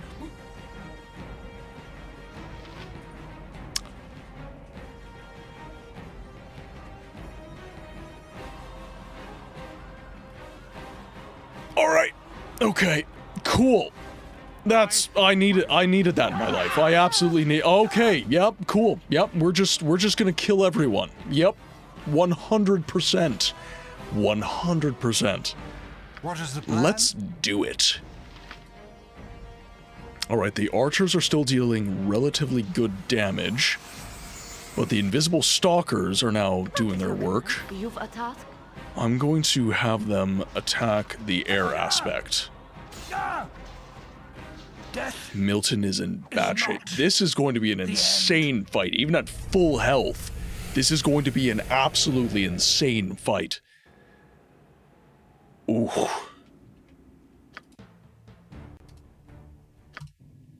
So, I'm gonna get a cheeky little rest in here. I'm gonna get all our abilities stacked up.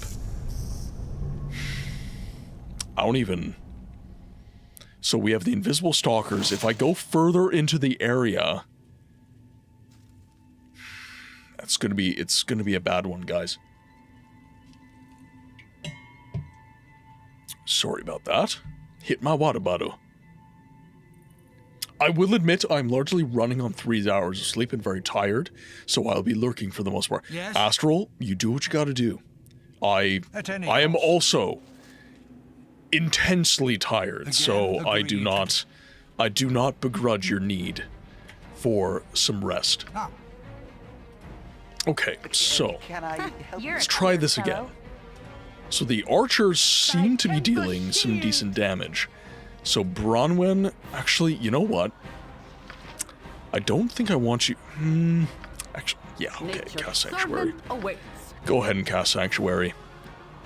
We're all doomed. And then, I wonder if blindness is doing anything.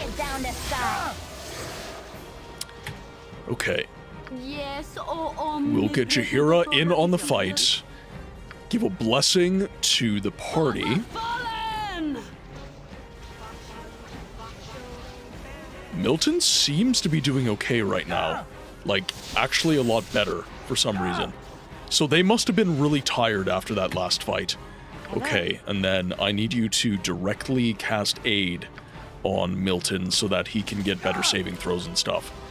I think we're actually going to beat the air aspect this time around. And Milton's been tanking most of the damage, so...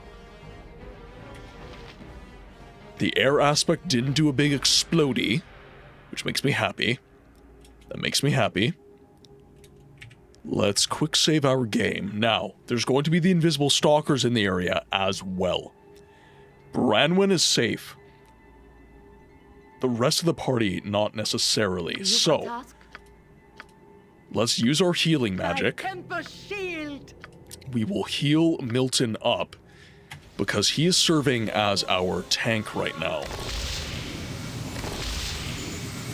Okay, that was good.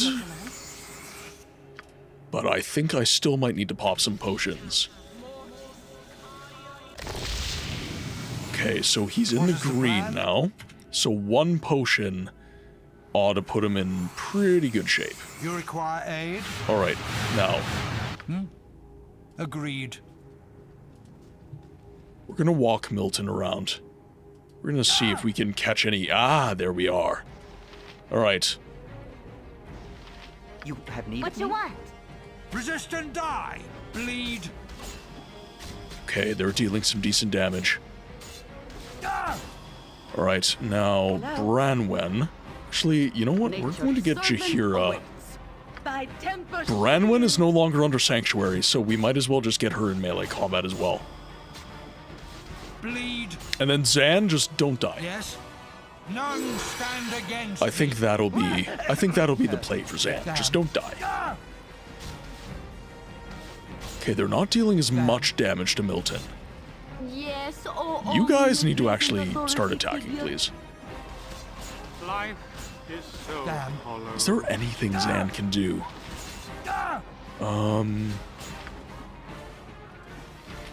Yeah, you know what? We'll cast some blindness. I doubt that actually did anything, but me. Well, okay, no, he's not taking damage anymore. So I think that actually did a good thing for Milton. Alright, Milton needs to take a potion. You know what? Let's make it 2. Let's make it 2. And let's kill the last one. Zan is doing his best. Yes, Zan is absolutely doing his best. I'll have you know, I cracked my first bottle of Werner's open in a while. So kick the ass of every enemy in this dungeon. It's serious. Dragon cracked a Werner's. I cannot disappoint now. I might spontaneously combust if I do.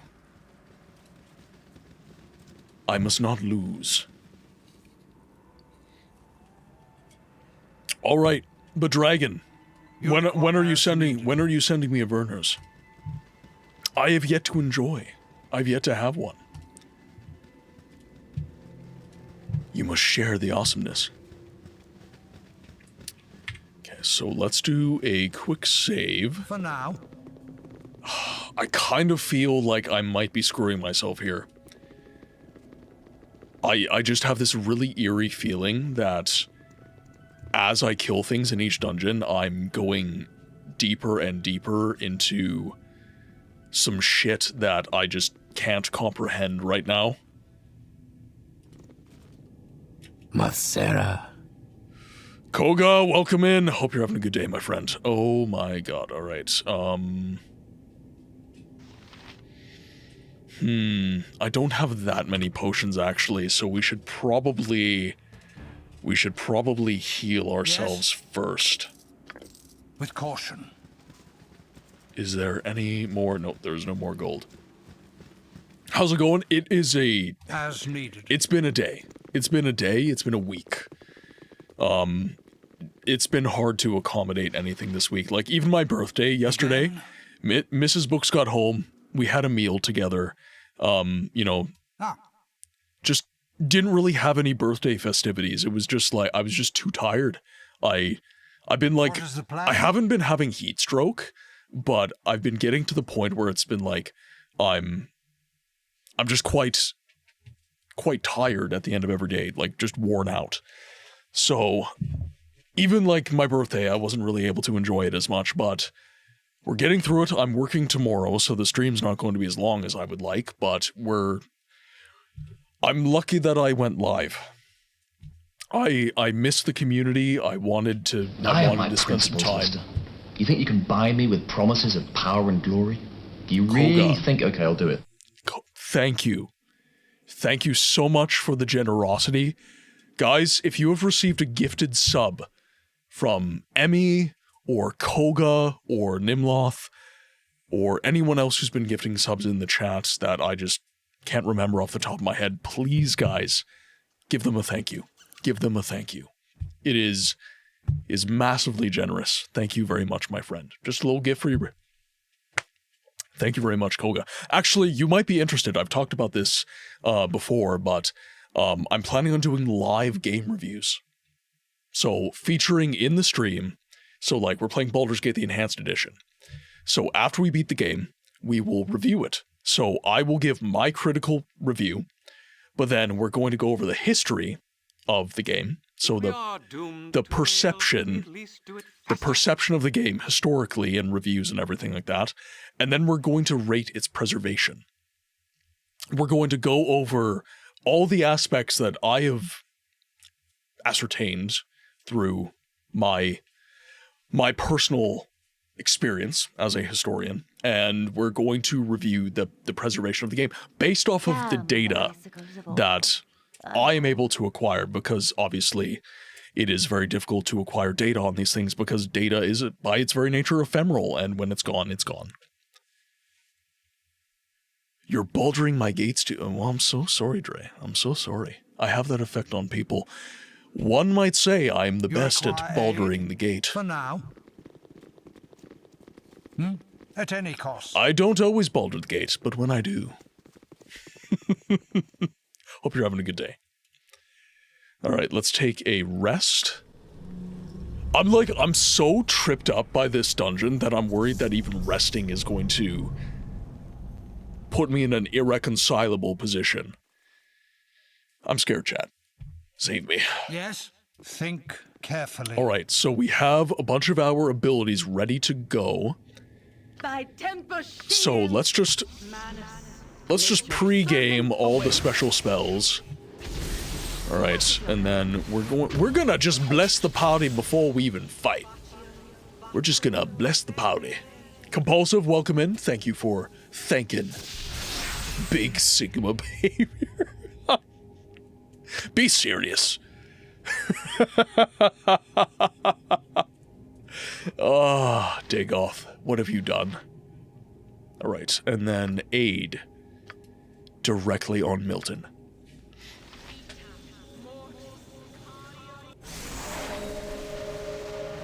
Again? Alright.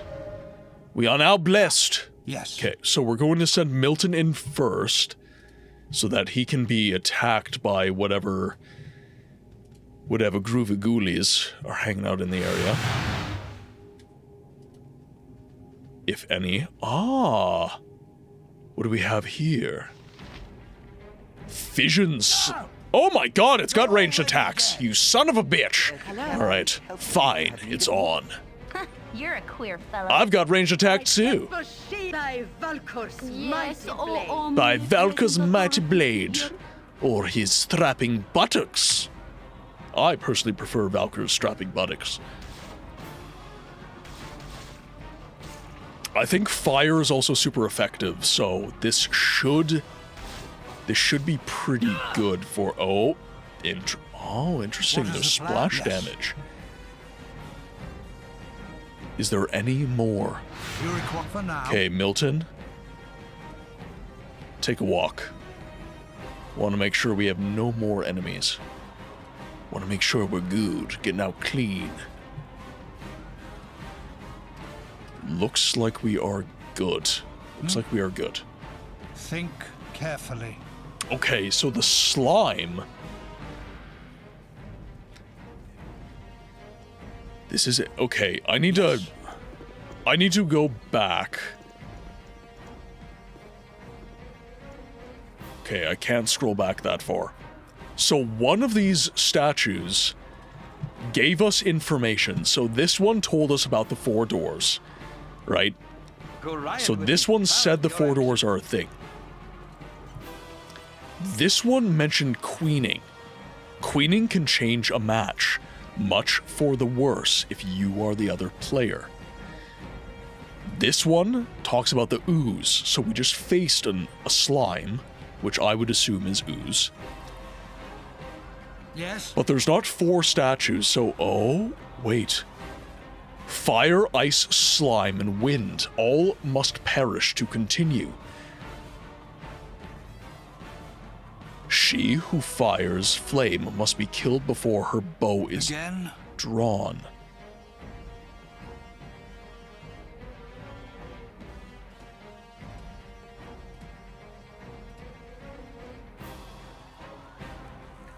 Down 4 tunnels lie 4 foes. Kill all 4, and the game begins.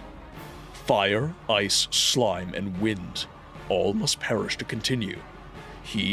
She who fires flame must be killed before her bow is drawn. So I think we already failed. We'll continue, and we'll see, but I think we've already failed, because in here, there was a second enemy, and she had a flaming bow. So that means the next is going to be ice. Those riddles are interesting, not super complicated, but also not obvious from the get-go. Yeah, so queening can change a match, much for the worse if you are the other player. Alright, we are in decent shape health-wise, so...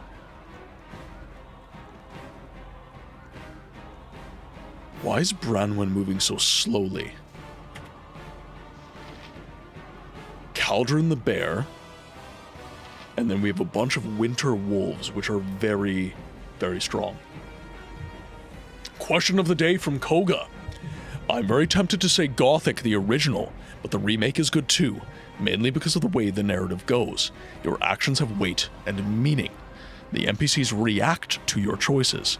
You start out not being able to do anything at all in terms of combat or magic. You have no standing, and the evolutions, both socially as well as skill-wise, feel organic, though very lucky. You're proactive in the relationship to the story, as opposed to reactive. Gothic is a game I feel like I need to play the series. Like, after I'm done The Witcher, after I am done Baldur's Gate, I feel like opening up to Gothic is the next natural progression of the stream. It kind of feels that way to me. It is one of my massive blind spots in the computer RPG space, in particular. So I think it would be sensible to play that series of games. And actually, I'm in an interesting position where we have the remake now as well.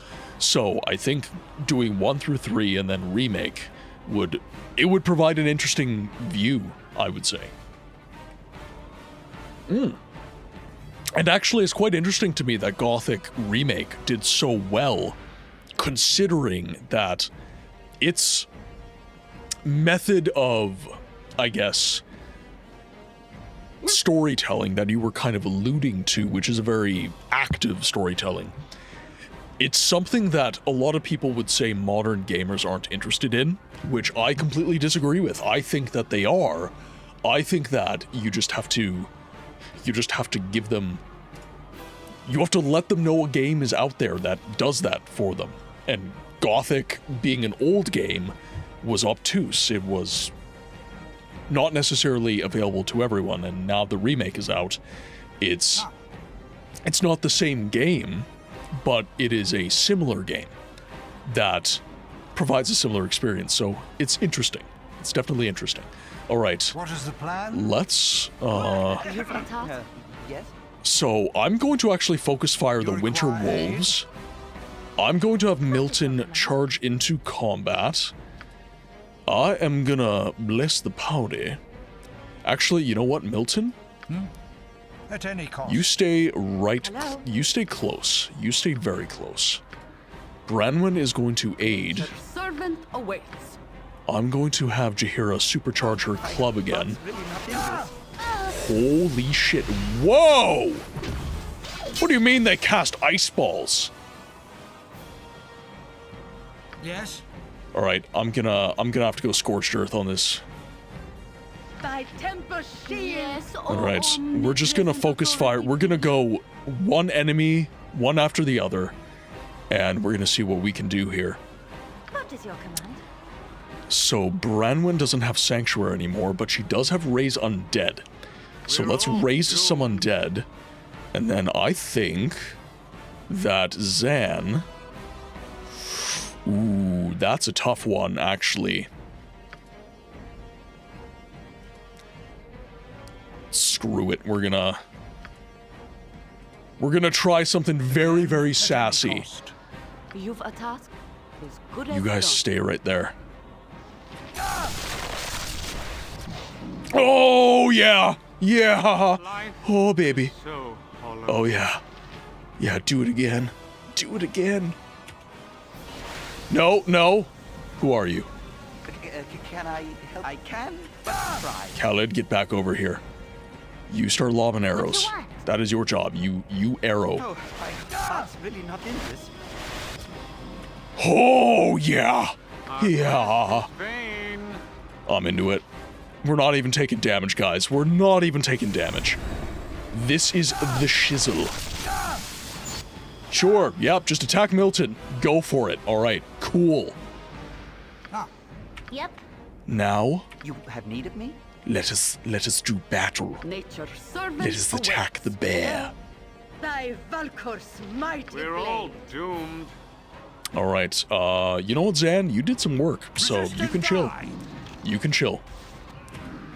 Branwen, I really like that undead you summoned, so give me another. Give me another. That bear is attacking very, very quickly. Is Branwen? What is your command? Why is Branwen moving so slowly? No active effects, and she is not over-encumbered. She's just moving very, very slowly. If tempos racing. Whoa, whoa!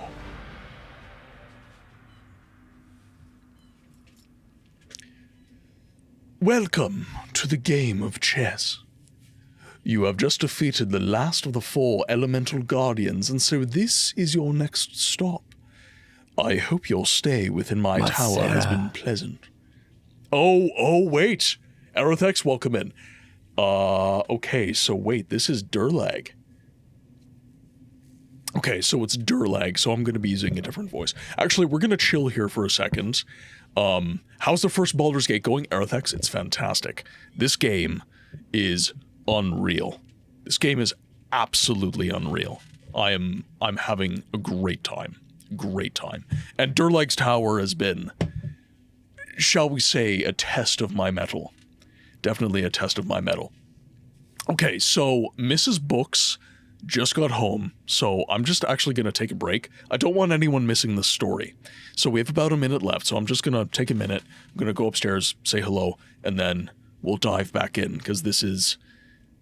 I think this is where it gets good. This is where it gets very good. Again? Really? Right? It's good, Sigma. Can you sing?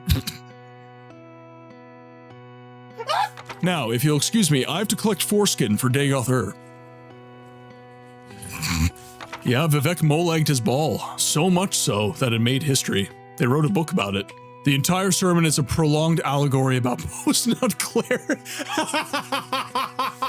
Now, excuse me while I enjoy my high tea. Tastes like aristocracy. Oh, no, I can't. I can't do it. Oh, wait. I love how that's how you're gay. What the fuck? Suck on a glorious amount of all-American custard!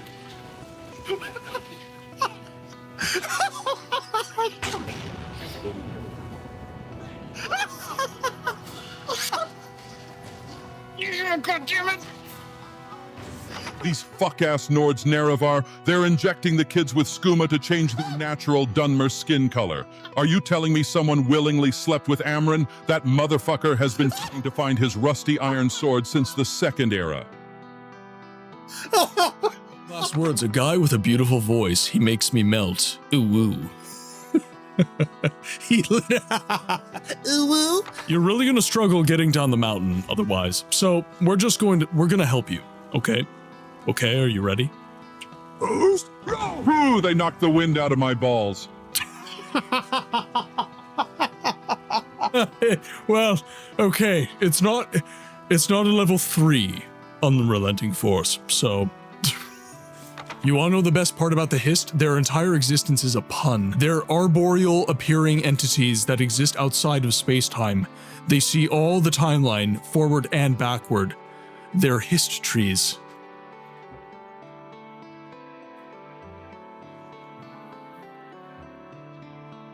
God damn it.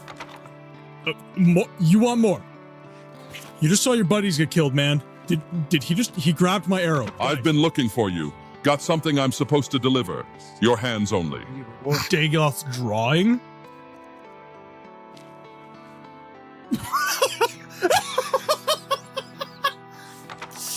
All right, I'm scared. I think I'm going to die, but we're gonna see how this goes.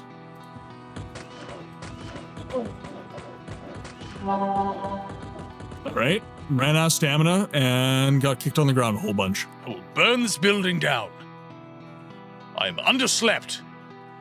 I have 3 hours of sleep. No coffee.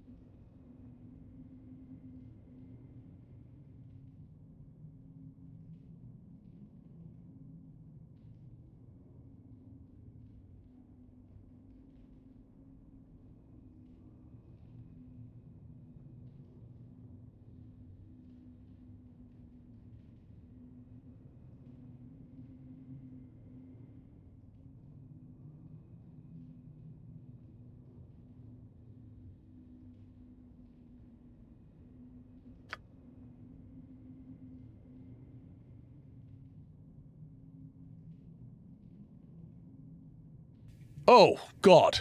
It's muted. Muted? Damn it. We all do it. We all do it. I'm so sorry, guys. I read that whole damn thing. All right. Guess I picked up the wrong time to slack on the lip reading. Yeah, there we go. Mutiny! Mutiny! All right. Luckily for you, the devs knew this would happen. So, they give me an option so I can actually read it all over again. Welcome to the game of chess. You have defeated the last of the 4 elemental guardians, and so this is your next stop. I hope your stay within my tower has been pleasant, but if you have been bored, I've included this game to spice things up somewhat. There are rules that must be adhered to while playing the game. The first one is to stay in your respective squares. Your king cannot move from its square. Your queen may move into any square. The rules of chess, basically. Lightning will be sent to punish your transgression if you break any of these rules. They predicted this event back in 1998. Indeed they did. Remember, when one king falls, the game is done.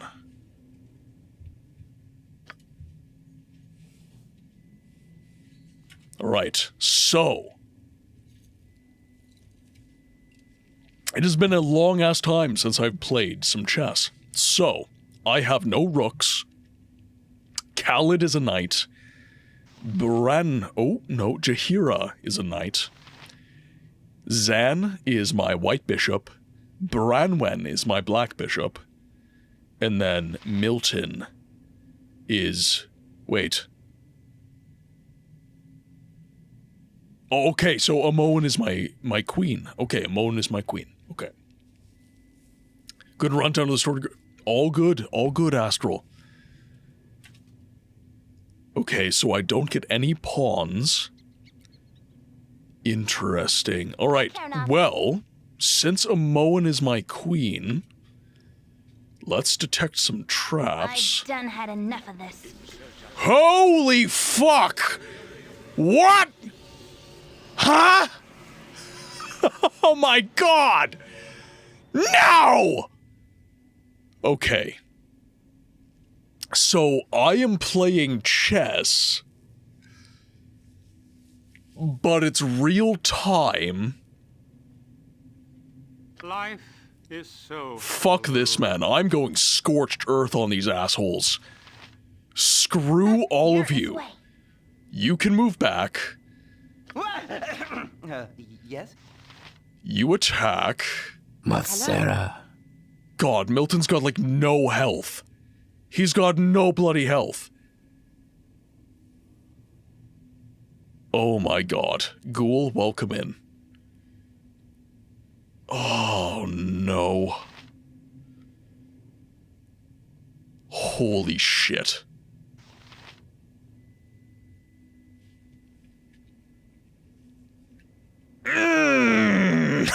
Okay.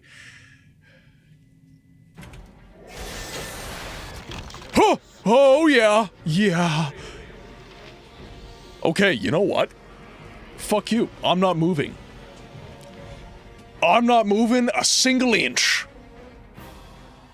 Except I might actually have to... Okay, Milton. You draw upon your holy might. You need to heal Milton, like, right now. Jahira is my...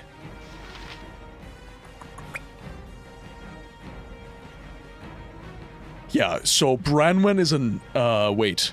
Yeah, Branwen is my Black Bishop, so she's right beside me. What is your command?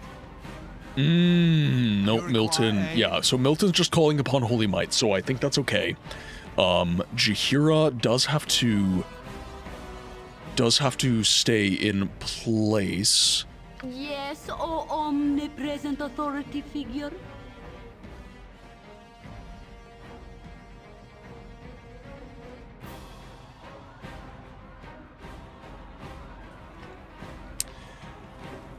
Okay. Can I help you? Our quest is vain. Okay, so the king is moving in too. Good. I can't use another fireball though. But I killed several of them. I did kill several of them. So let's... Have need of me? Khalid and Moen. I need you to focus fire these guys. Oh, I'm really not in this. Oh! Khalid, why did you move? God, you're an absolute knob. Poor sod. He had confusion cast on him.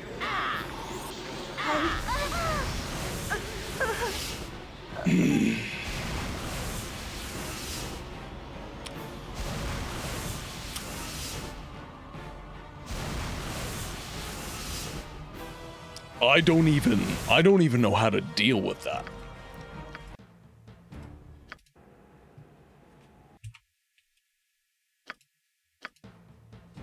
Wait, that was the last time oh my god, alright.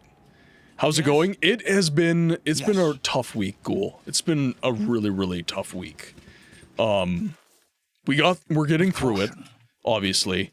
But I've been struggling with work lately. Nothing serious, it's just like it's wearing my body down. It's just stuff like working in really like uncomfortable positions and stuff like that, and then it's, you know, you get home and you want to do stuff, but you're just too tired to do anything. So it's been tough to mentally deal with that. And I'm coming to terms with all that stuff, and like obviously getting better as I go, but oh wait, what's going on? What? Ah, bloody game. I was trying to get back to the menu. There we are. And then I will need to open... I need to open that up. There we are. Hopefully that brings the game back up. It did not. There we go. Yes? Alright, so I have two boss areas that I have to beat again. Think carefully. Okay, so there's a game of chess. So I need to go over these clues again.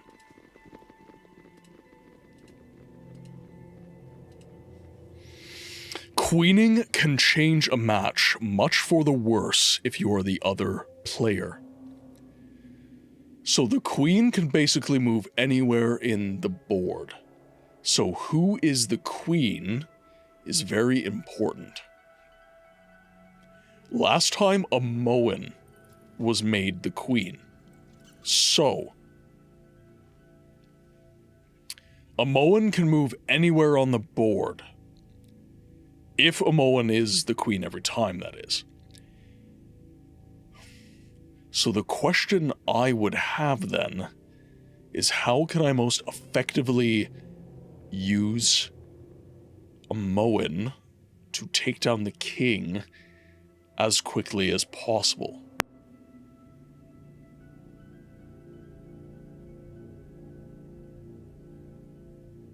Fire, ice, slime, and wind all must perish to continue. She who fires flame must be killed before her bow is drawn. Ooze only parts before blows and spells, but evaporates in cleansing fire. They're not giving me that for no reason. So, clearly, if I meet the criteria of these individual dungeons, then I am going to be in a situation where I'm advantaged in the chess match, maybe? I have less enemies to face, perhaps? 'Tis something most unnatural here, and I want no part of it. But the question is, how do I kill that flame bow lady before even getting At any cost. attacked before her bow is drawn? At any cost. That's like damn near impossible, I would say. Okay, so, slime. Slime will succumb to cleansing flame. Now, I think that actually this quick save might be after, so I might have to do my end of stream save. There we go. Think carefully. Okay, so.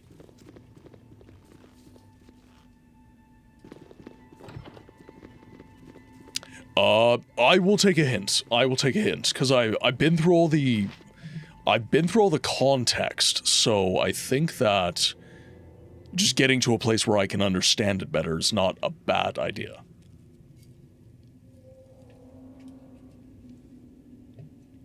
Okay, so... Yes? I think that the ice area... The bow hint referred to the flame room, not the chess game. Yes, I know. There's the lady in the flame room that is an archer. So I have to kill her before her bow is drawn. However, I don't know if that advantages us. Like, why is that a hint? An open wound in Mother Earth. At all. I would plug it had I Like, the power. Again, sure, we're gamifying this part, but does that tie into the chess game? Is that linked? Kind of the thing. Also, killing all enemies effectively equals successing a room. Okay. So if I have succeeded in completing each and every one of these rooms technically, then why was special provision given about the slime and about the queen? Or not the queen, the archer. Why was special provision given if that context doesn't mean anything? Cheese, welcome in. Hope you're having a fantastic day. The bow hint referred to the flame room, so no need to take it into account from now on. Also, killing all enemies effectively equals to successing a room. Okay. So then I'm confused as to why it mentioned that at all. Like, why make mention of that if it's not... Other than perhaps a challenge, right? Maybe that's a challenge to the player. Just to, you know... do that aspect. Yes. There will be gameplay hints to make sure players who know what will finish the enemies, like slimes, may overwhelm you without fire. Fire, kill... Oh, right. Right, okay, I see. Think Carefully. So it's just a special hint on clearing the room a little bit more effectively. Okay. I see. All right. We will take a little rest. And how has everyone else's week been? How have you guys... What have you been up to? Do you have any plans for the weekends?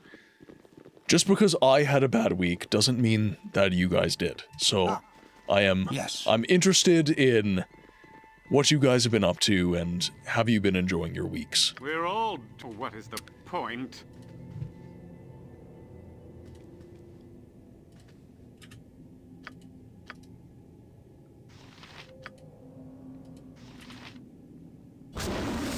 Oh, yeah. Wow.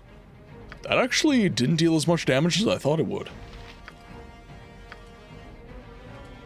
Hit him again, maybe? There we go. Take it down. Yeah! What is the point? Ba-boom. Alright, so that is helpful advice, because basically nobody other than Zan took damage there. Alright, we will quick save the game. Now, we'll have to use some fireball charges in this next area as well, because that really helped last time. Alright, so, again, let's bless the party. So everybody gets blessed. Zan doesn't take damage, he deals damage. Emotional damage. My week started with my bathtub leaking, so I'm preparing with a full demo and just replacing it with a walk-in shower because it's... oh dear. Steel tub, I'm assuming. Yeah, that's the worst. That's the absolute worst. But then you won't be able to... well, I mean, you might not value taking a bath, so... especially if it's an older bath in a smaller bathroom kind of thing.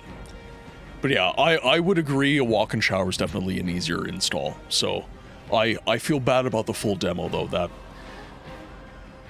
them vibes I recognize. Can I help you? You're a queer fellow. Alright. We're all doomed. Let's see if we can avoid taking damage. Now, you can... actually, you know what? You can heal Zan. You can heal Zan. Yes! Alright, perfect. It is going similarly to last time. My blade will cut you down to size. Just hit him again. Just hit him again. There we go. What you want? Alright, and then... I don't think I even need to attack them again. So, Milton and Jahira, I'm okay with you guys moving in and doing a heckin' attack. Yep. I can. And then you guys start launching arrows. Cut you down to size.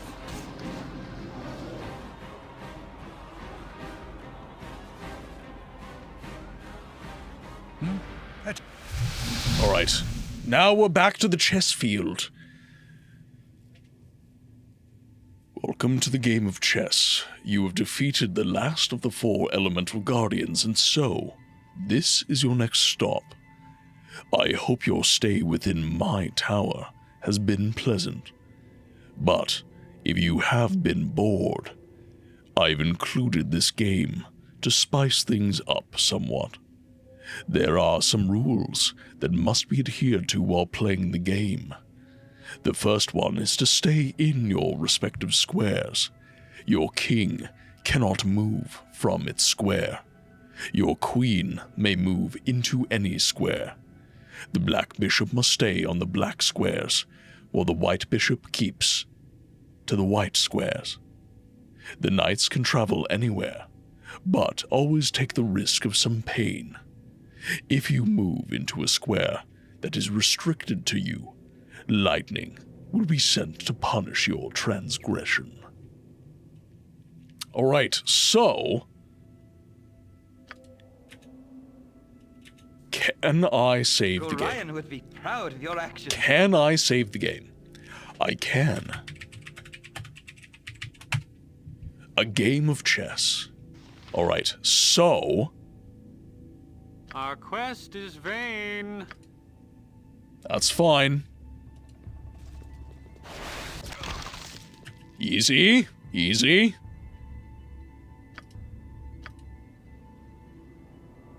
Actually, you know what? I might as well use the charge while I have it.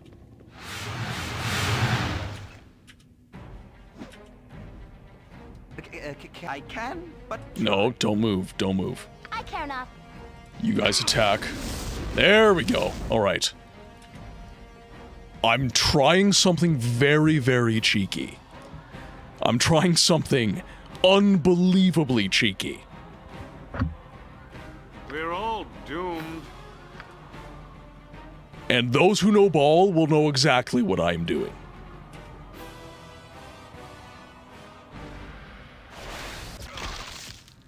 Alright. Okay. Alright.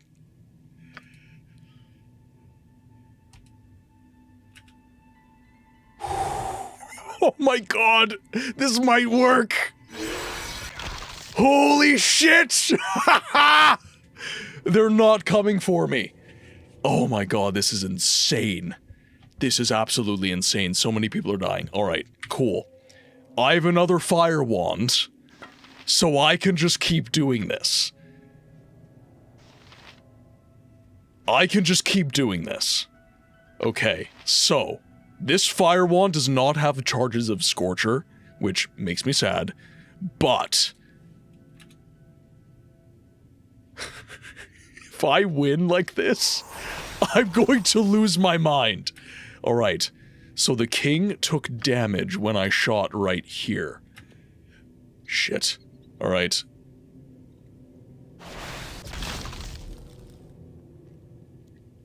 The knight took some damage.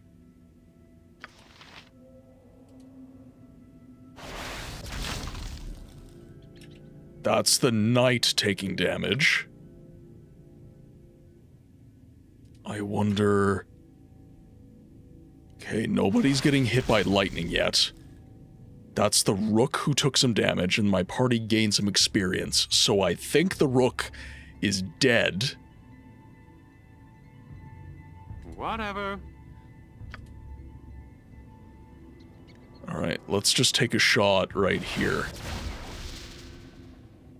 Alright, nobody got damaged by that. So Zan can continue to move.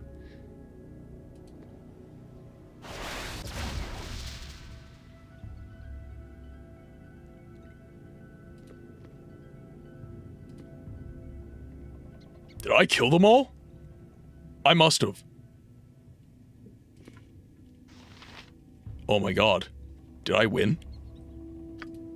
Did I win? Oh, I cheesed the shit out of that!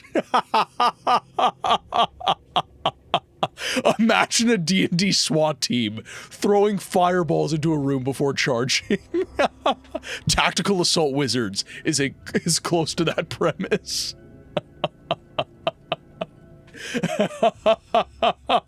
When in doubt, fireball. When in doubt, fireball. That was hilarious. That was absolutely hilarious. All right.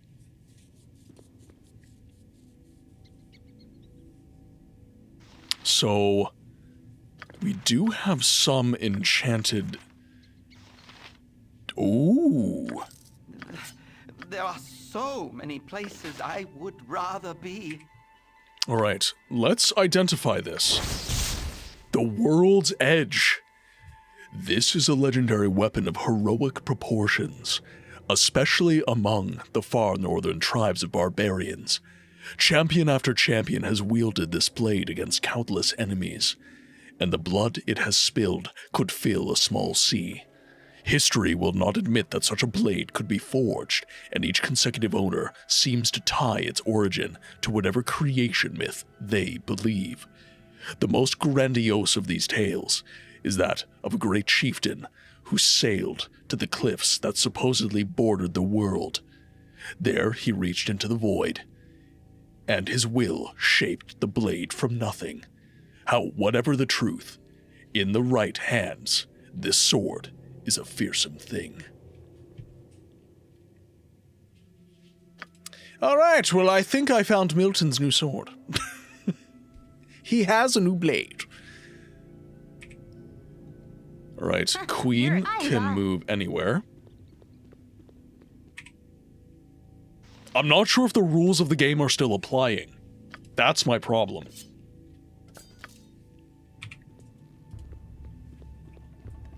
All right, so let us hand this off to Milton, and we will compare the blades. So, we got Thaco +3, damage 1d10 +3 slashing, speed factor 7, proficiency of two-handed sword, which requires 13 strength. Gold Digger consumes 10 gold per successful hit, Thaco +1, 1d10 +4, speed factor 9. Well, it sounds like Milton's got a new toy. So we're putting the Gold Digger away. And now we're using the World's Edge +3. Alright, now, a Moen can go anywhere. So we might as well grab some of these, and we'll hand these off to a Moen. Bolt of Lightning. A Moen doesn't really have space for that. And then we can hand these. Actually, you know what? We're going to keep those, and we're going to give him the shields. Rules? What rules? I don't see anything prohibiting the heavy use of fireballs. That has got to be one of my best intuitive moments. I will forever be prideful of that one. Okay, so these look like just regular medium shields. Okay, that's not terribly remarkable, but I can think of worse things. Okay, so... Yep, this way. So we do have a door at the end. Alright. Save game. A game of chess 1. Yes, agreed. Ah, again? Excellent. Victory is mine. As needed. Alright, let's go. Come on. Let's go. Durlag Trollkiller. You have come quite far. Not many live to speak, less live to leave. You are far from done. I hold surprises yet. Seek direction in this place. When you understand the path, when you understand the course, you will be able to go on. You must be worthy to face what comes. There is evil here, not built within. You must expel the new invaders. Who are you? Durlag himself? Am I Durlag? You have cause to wonder. You have seen traps and illusions and phantoms, but the spirit of Durlag is long since passed. To whatever fate the dark veil holds. This place is his fear, his anger, his torment. You wish to conquer this place. You will have to understand what created it. Remember well what you have already seen, or leave now and live life long and natural. 3 paths lead away. All must be taken. For now.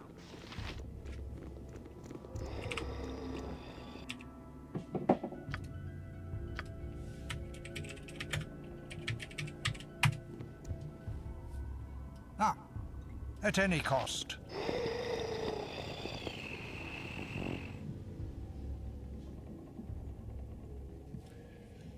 Why do you taunt me, Phantom? Who are you to do so?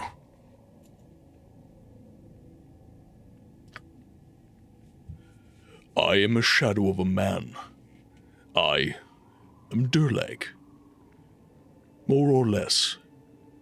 The spirit of the builder has long since passed, gone to whatever reward the Black Veil holds. This place sustains the fear, the anger, frustration. You have seen the phantoms and illusions. Remember what you have learned. You may yet conquer, but you must understand the paths. 3 paths lead away. All must be taken. Seek direction.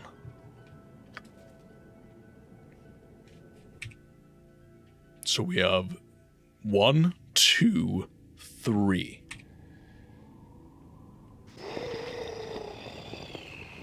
Do you mean me harm?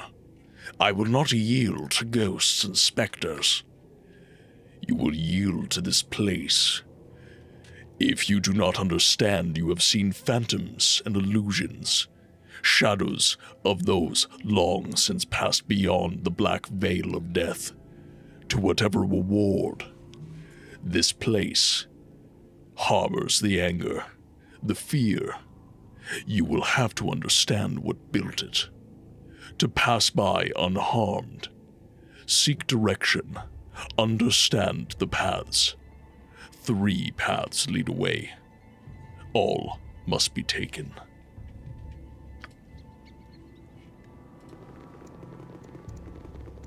Right, so...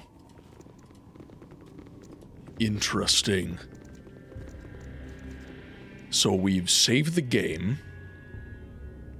I wonder... Okay, so we can seek respite. So we shall do so. And then... I guess we start... So seek direction from what?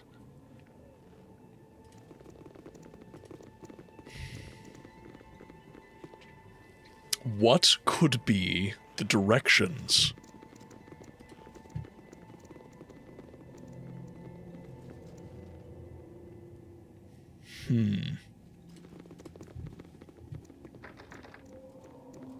Okay, so that's locked. So a Moen can deal with that. What is the plan? Unlocked. Okay, so this is fire, like last time.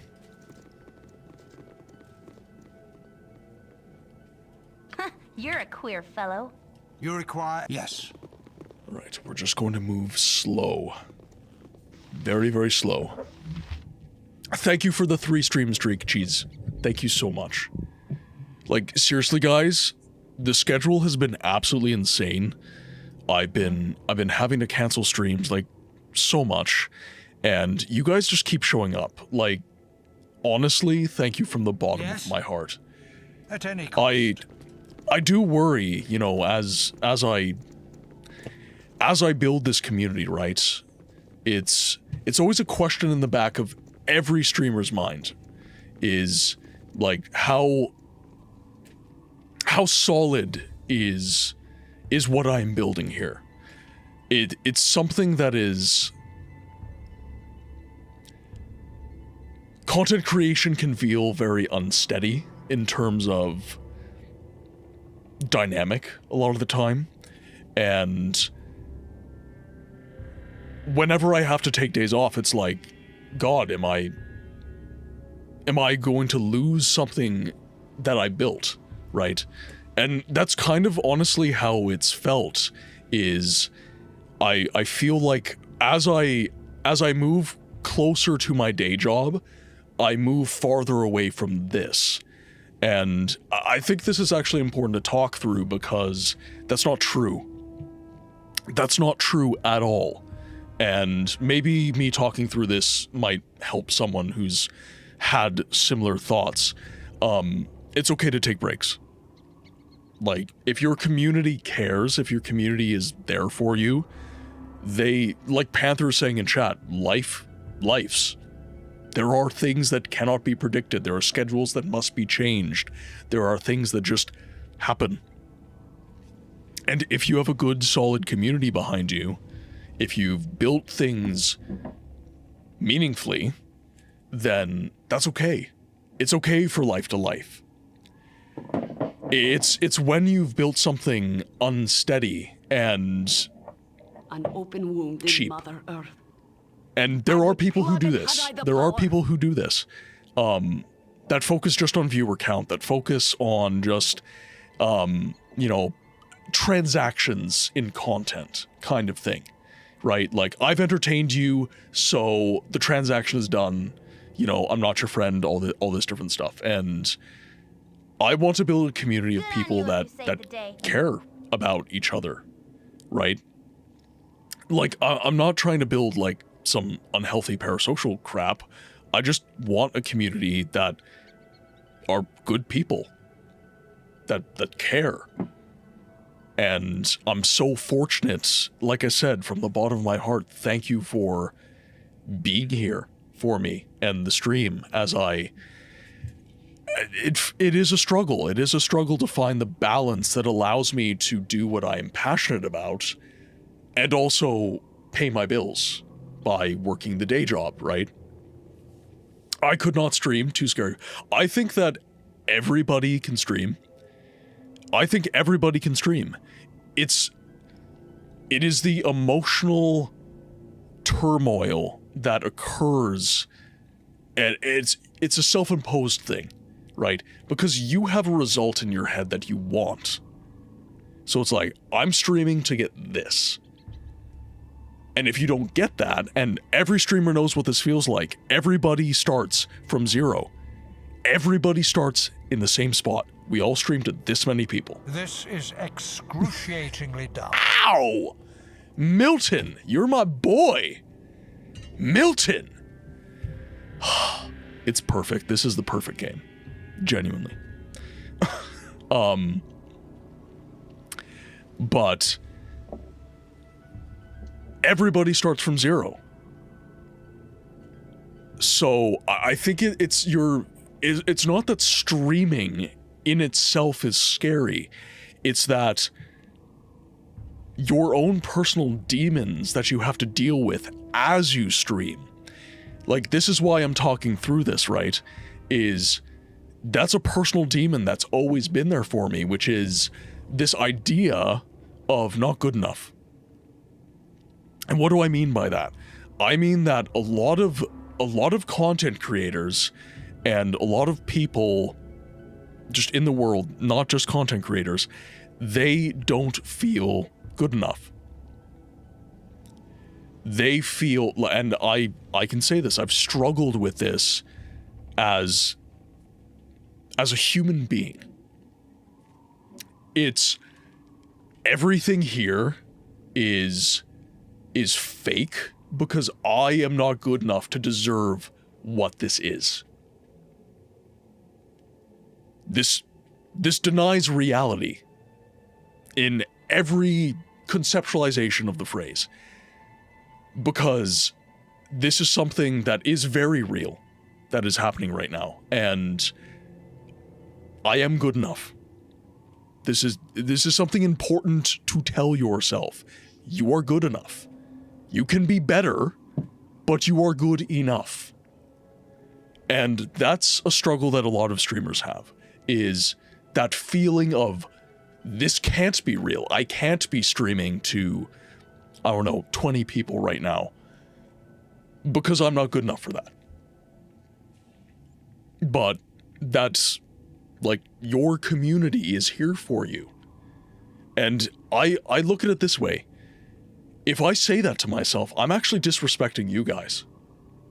If I say I'm not good enough, I'm actually disrespecting your judgment. Because you're here with me. You're enjoying the game. You're enjoying the conversation with me. You're enjoying the experience of being here and hanging out in the stream. So that's actually kind of a cheat code that I have around this, because I'm also a very giving person. I'm self-deprecating, but I'm also very giving.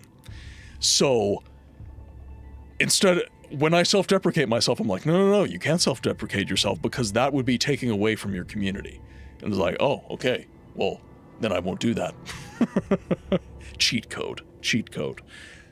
A lot of people can't handle the disconnect between the ideal positive state and how it's going to go, versus having to actually deal with the grind, similar to any other creative pursuit.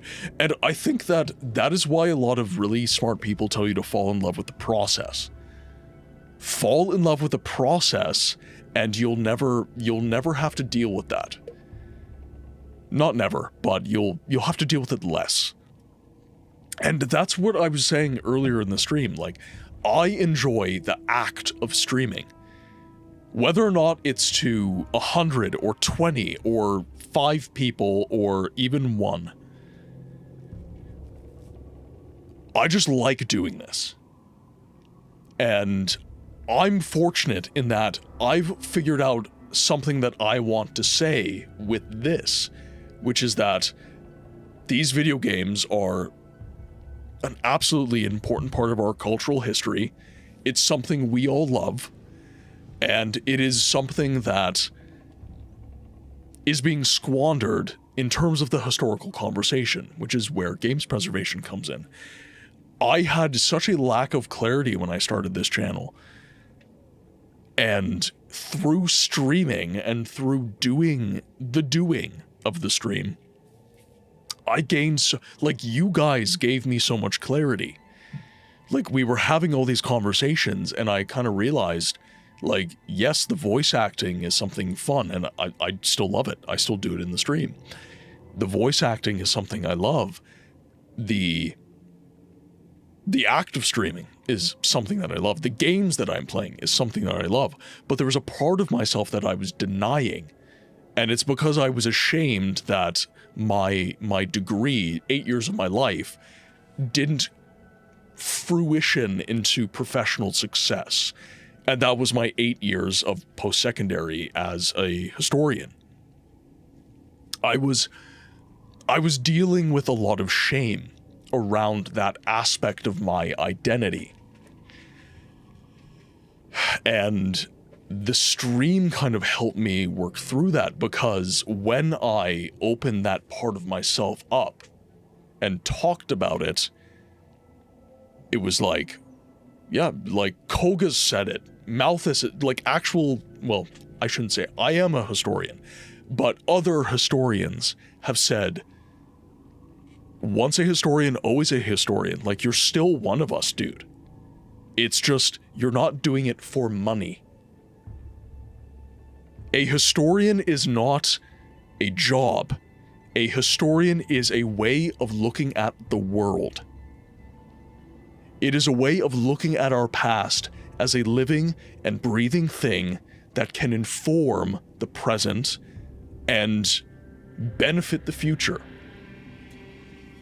And that realization was something that it gave me an immense sense of meaning, which, like voice acting, it's fun.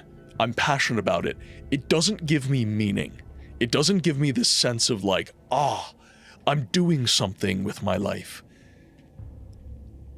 Being a games preservationist and advocating for the history of video games, and eventually using the preservation rating system that I'm making to do game reviews and to educate and elucidate the games preservation problem to people who don't really understand what the issue is, that is something that I can contribute.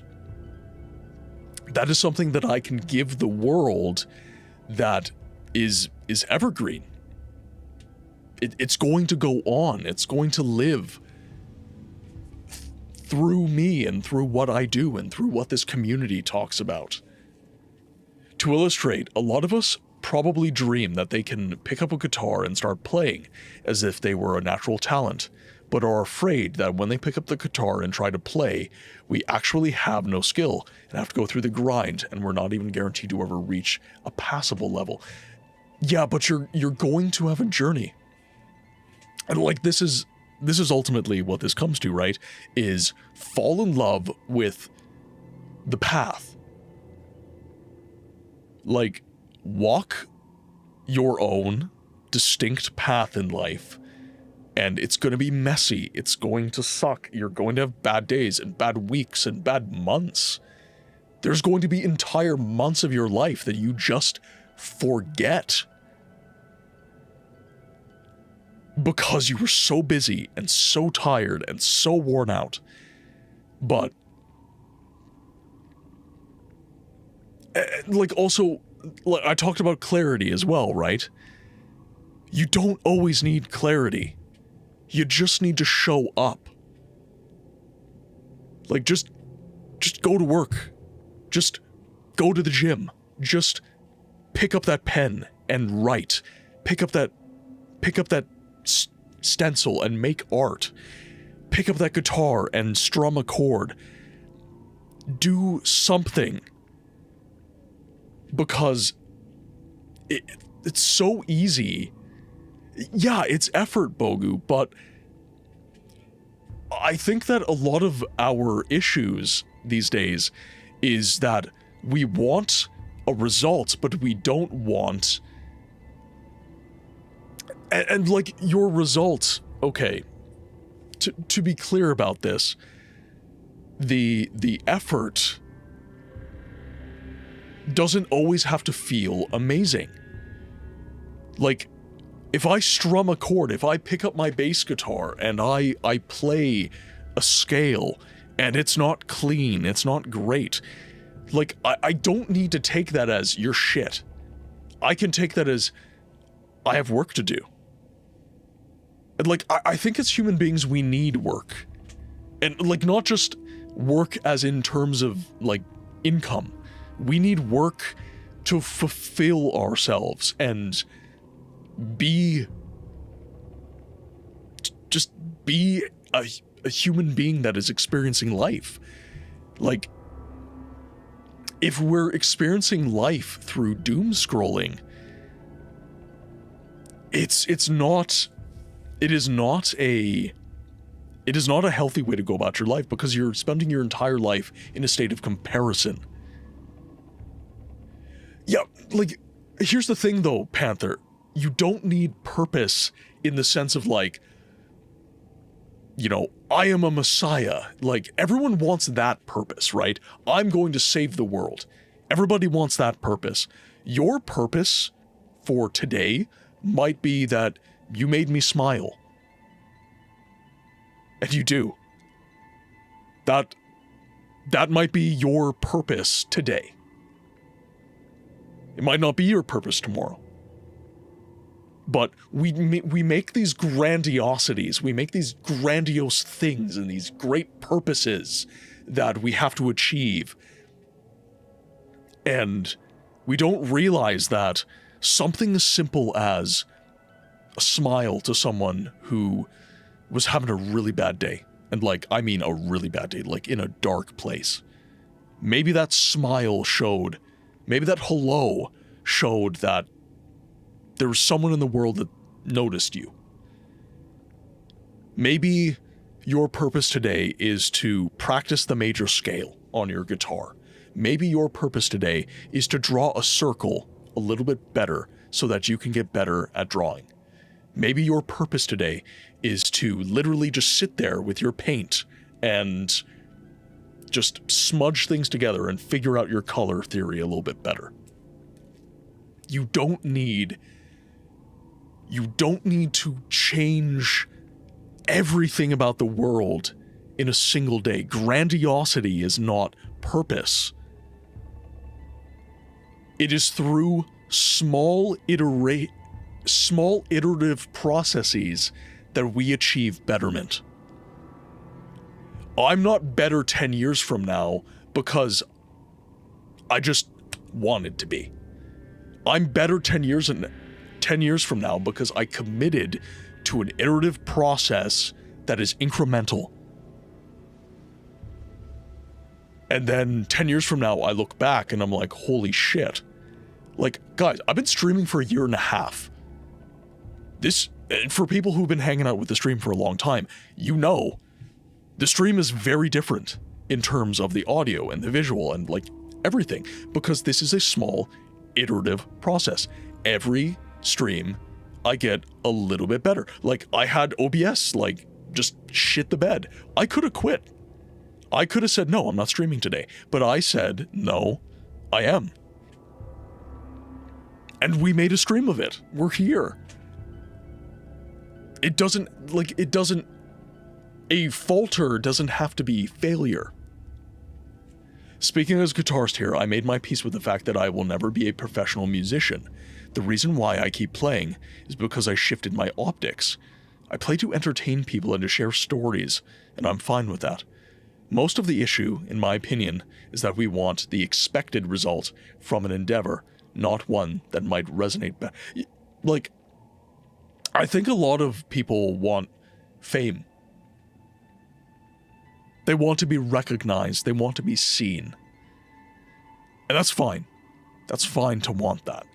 But I think that because I am looking so high and out to the horizon, I don't see what's right here. I can say, like, I want to be a Mr. Beast level success on social media. But if I say that and I only look at the stuff that speaks to that, I don't see you. I don't see the conversation we're having. I don't see the little processes and the little days that we have together. And it's honestly, like, it's hurtful to think about, because it's like, that's such a beautiful thing, and you're just missing it because you're like, I want something else. I want that bigger thing. It's like, yeah, but look at what you have right now and how beautiful that is and how fortunate we are to have it. Because there's a lot of people that are less fortunate. There's a lot of people that are more fortunate. But what we have today, they're like, perspective, right? 50 years ago, nobody had running hot water, plumbing. Like, these are things to be thankful for. But because we get so caught up in our day, we don't do that. And that's really unfortunate. It's really unfortunate. Again? Sorry, I get off on rants, guys. I get off on rants. Revan Evil, I did see you. I hope you're having a fantastic day. Maybe I did say hello to you, but I was so ranty and ravey that I don't know if I did or not. But I don't know who needed to hear that, but that was something that that was a struggle that I was having today. Busy hands are happy hands, to keep it simple. We need something to do, no matter what it is, as long as we're happy. I do not want to be famous at all, to be honest. I just want to get through a day getting something done that moves me. And the irony with streaming is that it ends up being a cynical process. You start off talking to yourself because there's nobody there. You build a community. You get your regulars. You get to know each other, and even if you grow too much, you go back to talking to yourself because you can't manage 300 plus people all trying to get a word in. You know, Josh Strife, I think, is a great example of this. So, Josh Strife, he did what he called an experiment. And he stopped making YouTube videos and he streamed exclusively for, I think it was a month. I think he did it for a month. And the purpose of his experiment was to see, like, what kind of creator he wants to be and what aspect of content creation he enjoys, which is fine. But, like, I'm an enjoyer of Josh Strife. I look up to Josh. He's a very charismatic dude. He's got a lot of interesting things to say, and he's just funny. He's just cool to watch. But I saw, as he streamed exclusively for a month, that actually I think it was more than a month. I think it was quite a long time. Anyhow, So he got so, as Koga says, cynical. And I think the cynicism is just a lack of introspection. I think the cynicism there is the fact that you aren't taking that moment to appreciate what you've built and what you have. And obviously, like, within bigger community, like, Josh deals with people, like, saying political stuff in his chats, and, you know, like, if anyone tried to do that to me, I would just be like, okay, we're not, like, I'm not doing that with you. But, like, Josh kind of feeds the wolf a little bit, and I think that's why he ends up getting a little bit embattled. Cyclical, pardon me. Oh, was that a cyclical? Pardon me. Thank you for clarifying. I want to emphasize it's a cycle. Okay. Aid? Full circle. Yeah, 100%. Sorry about the irrelevant tangents. Think carefully. They do happen from time to time. Alright, so no traps. So Amoan is still discovering traps, though.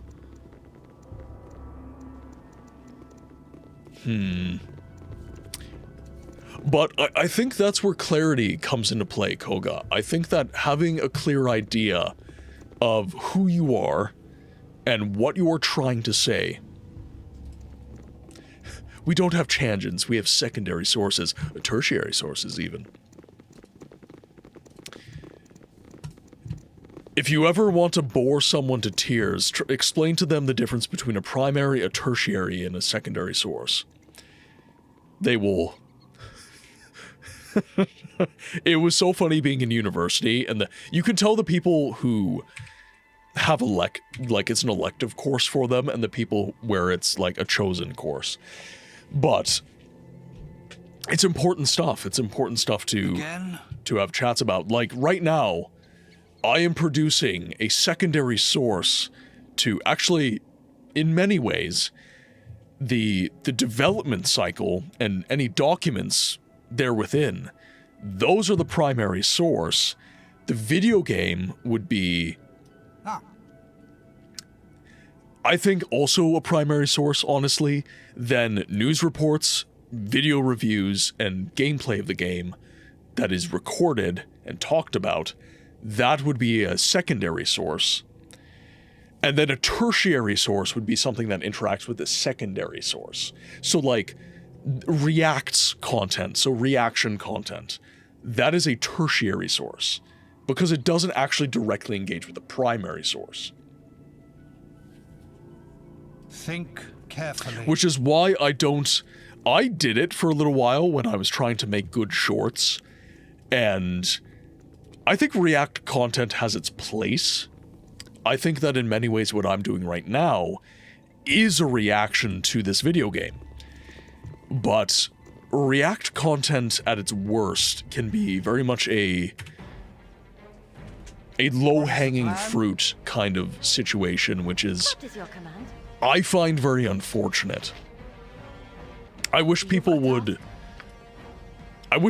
put more effort in, because as I said, React's content can be good. Yep. React's content can have a good impact, but I guess the beauty of clarifying terms brings me back to my university days. Yeah, but a lot of people need that, I feel. It benefits a lot of people, I would say.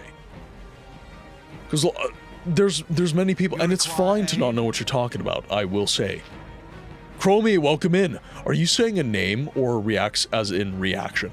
So reacts content is what I'm referring to. So we were talking about, I'm a historian, so primary, secondary, and tertiary sources. So within the context of a video game, this game is the primary source.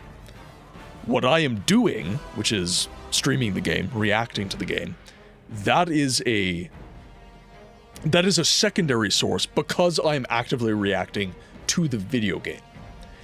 But if someone is reacting to me, that is a tertiary source. And React's content is normally that. It is normally a tertiary source. It's reacting to me, not the game.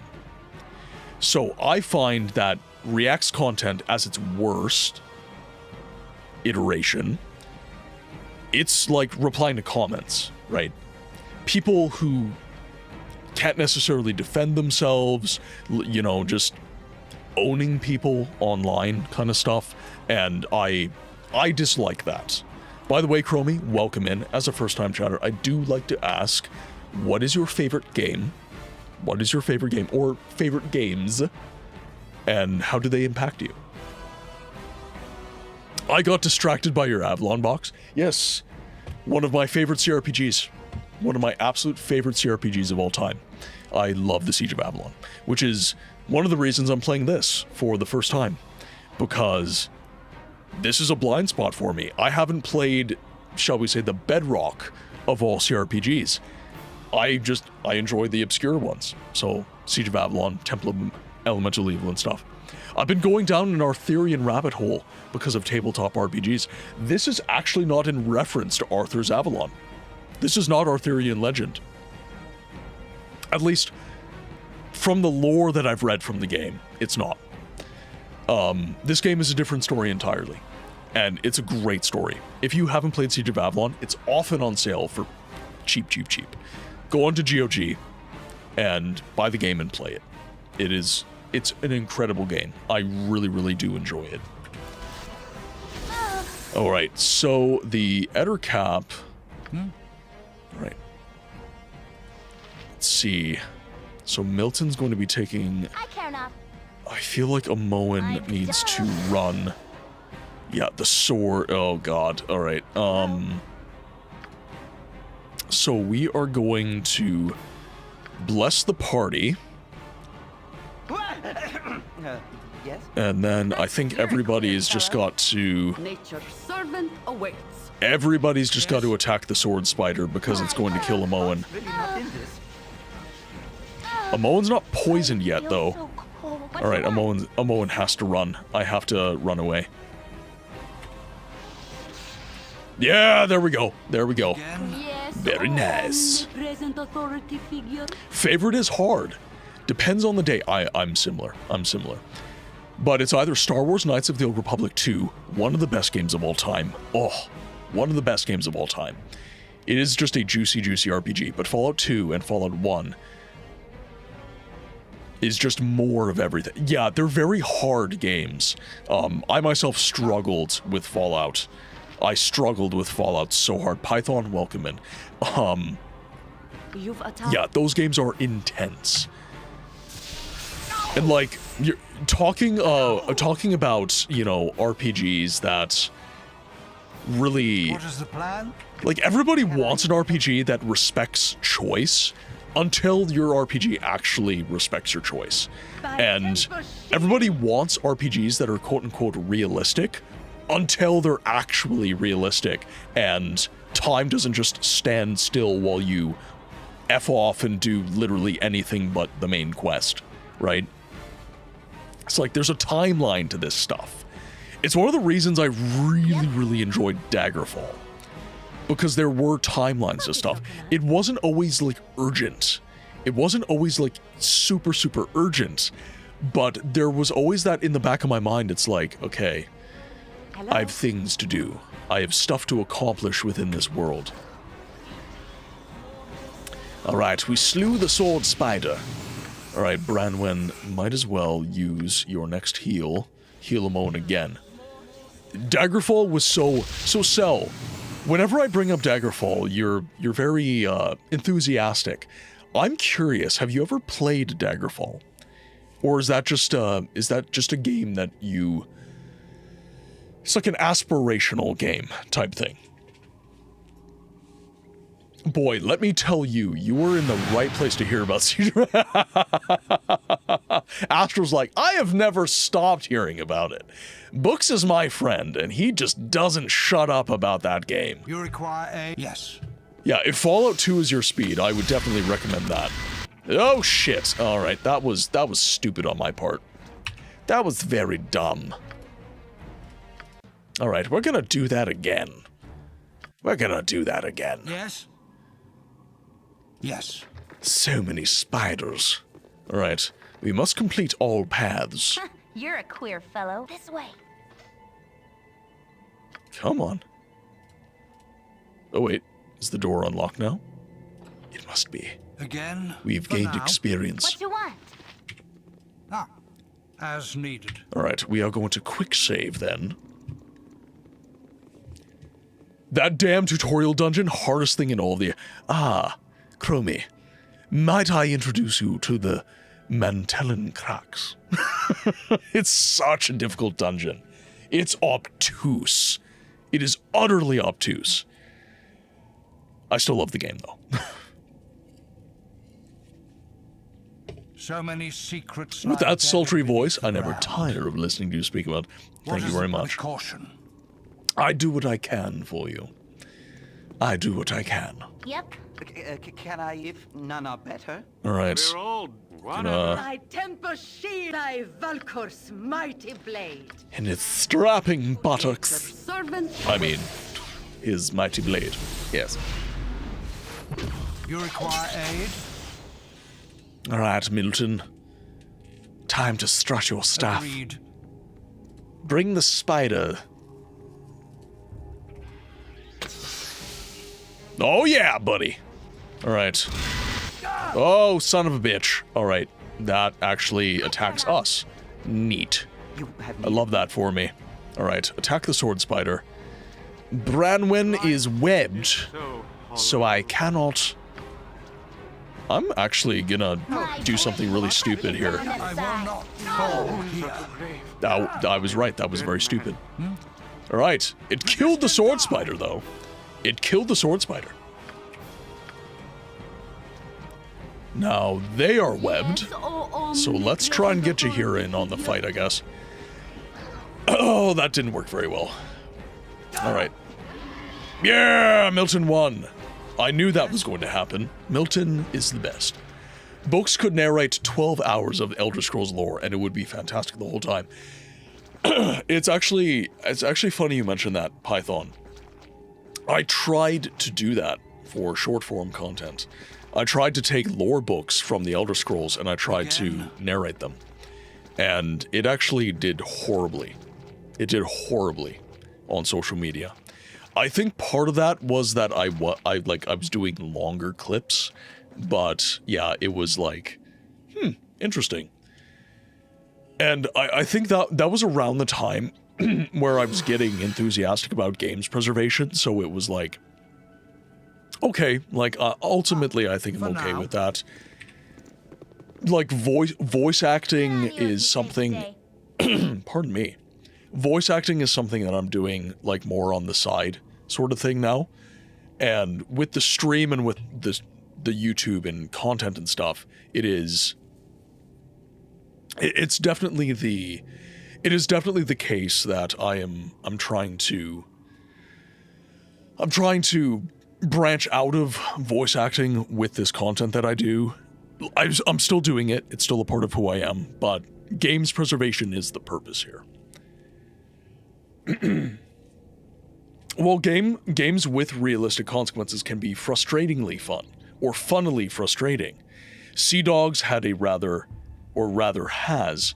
lot of escorting quests, or those where you take on passengers. Gentleman gives you 5,000 florins to get him from Jamaica to Barbados in 20 days. Amid the journey, the wind turns westward against you. Tough luck, you arrive 5 days late, no payment. Just a grumbly, given handshake, and no payment. Has anyone here played Darklands? It's on the list. It's on the list. I've not played it. It sounds incredibly interesting, though. What I want you to do is have a giant board with thumbtacks and papers and red string, and just explain every aspect of the lore of the Elder Scrolls over 62 hours, watching the board slowly turn into a sea of red with every connection established.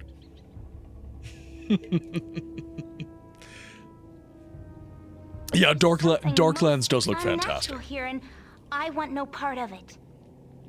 Oh, what's that? You want a realistic game?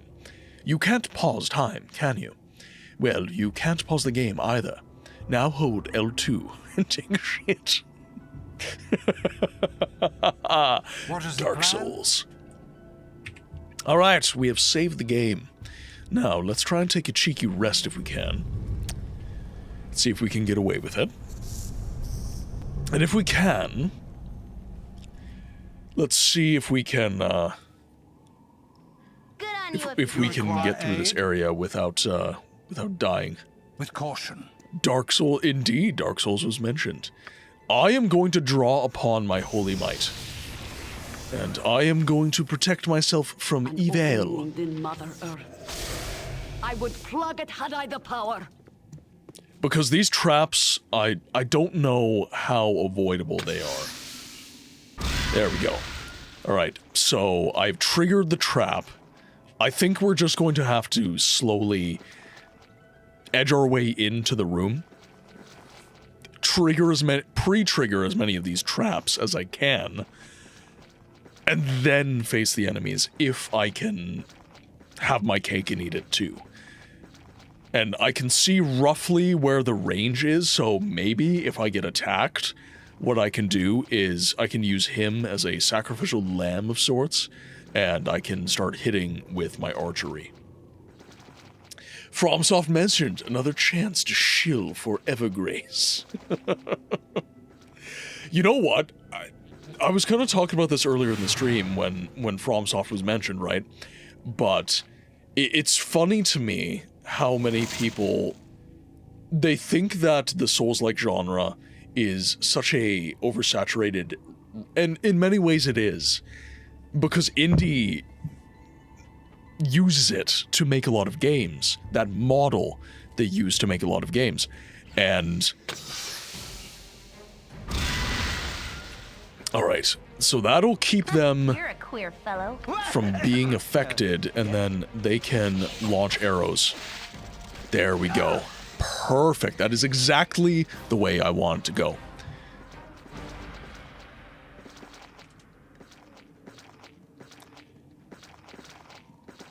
Oh, invisible. Right. You know what? I thought it was a step trap, though. I thought that was the problem. That's why I was just marching Milton in, because he's a lot tankier. Like, if a Moen step triggers a trap, the web traps, I feel like that's not triggered conventionally. Or maybe I can see them. You know what? I never thought to look. I never thought to even look. You've had a rough journey, Warrior of Light. You earned rest. I'm also pretty sure that every now and again,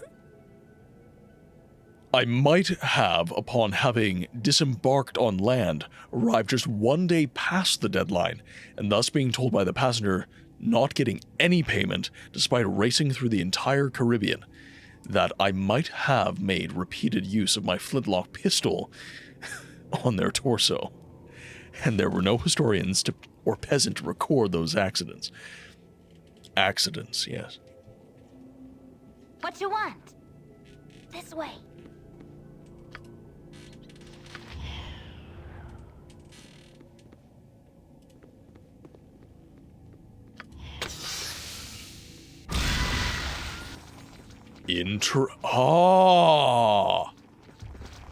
So no matter what, it's just a repeatable. Best to invis your mage in spider areas because face spiders like to telestomp mages. Ah, I see.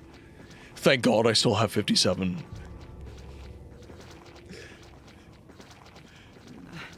There are so many places I would rather be. Sounds like metaphorical honest work. Sounds like a genuine pirate. Alright, so we will disable this. Yep. I am gone.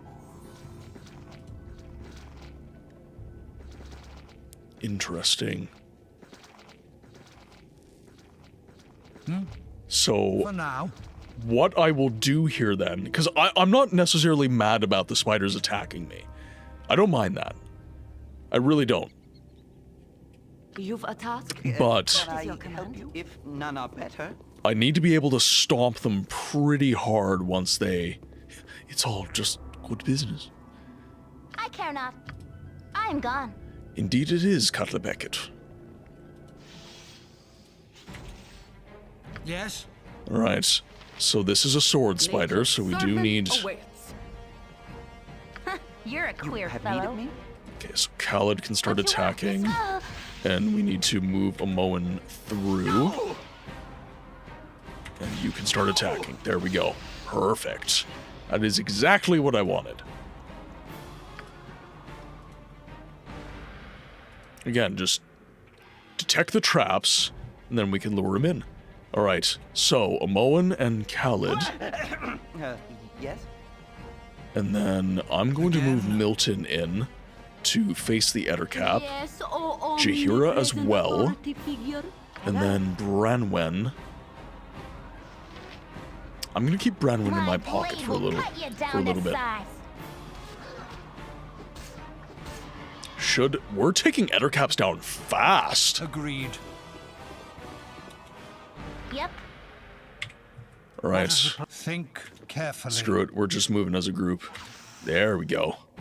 You require aid as needed. Can I help you? All right. Khalid, you can start running melee, I think.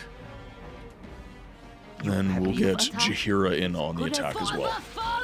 No! Should be able to take a phase spider down pretty fast. Unless Milton stops hitting. Milton, you gotta use the world's edge. You gotta use it. Oh shit, oh shit, oh shit, Branwen! Where is your slow poison? There it is. No! Now do it! And also heals. Nature's servant awaits. And you heal your hubby boo boo as well. All of the heals. Have I ever heard of the game Dwarf Fortress? I have heard about since starting to stream, and especially since I've started getting into older games and especially games preservation. I've been hearing about it constantly. I have not played it. I have not played it yet. But I've heard of it. I've heard of it. It's definitely a cool looking game. I'm not sure yet if it is the kind of game for me. That jury is still out on that one, I would say. But it is of interest. It is of interest. And the only way to find out if a game is for you is to try and experience it. What is the plan? Okay, nobody got poisoned, which is good. Yep. You require at any cost. This dungeon is going to be huge. The wooden structure lies over a deep pit. You cannot tell the exact depth of the pit, but when you lose a pebble into its maw, you don't seem to hear the stone hit the bottom. TL! Welcome in, Raiders. TL, how the hell are you doing? How are you doing? I was lurking in the stream the other day. I didn't know you streamed. It must, have you just started to stream? This obviously, you've been raiding for a while now, so I know now, but I hope it lasts. When did you start streaming and what brought that on? Have you always been a streamer or? Well, no, that's what I'm saying. But I didn't ask the last time you raided. I didn't ask the last time. So I am asking now. But let me give you guys a proper hello. Raiders, welcome to the game library where we don't just play the games, we study them. My name is Martin. This is a variety stream that focuses on video games history and the preservation of that history through experience. So every game that we play on the stream, which in large part is voted for by the community, we will then beat the game, review the game, and we'll have a nuanced conversation about it, about its history, my critical review of it, and is the game preserved? Is games preservation achieved? Is the history of the game maintained through its existence and my ability to play it? So if that sounds like a good time to you guys, I invite you to click that follow button. It is much appreciated when you do, but if not, no harm, no foul. Now to my people, you definitely have to go follow TL. I'm so happy that TL is taking the plunge and has started to stream, and I would like to see some friendly faces from the community supporting a fellow community member, because TL has been very generous with this community. TL has been very giving of his time with this community. So I would like to see some of us over there if we can manage it. So TL, it looks like Dragon is currently being a lurky turkey. It is rather late for Dragon, so I just want to give you a shout out, and I will try not to typo here.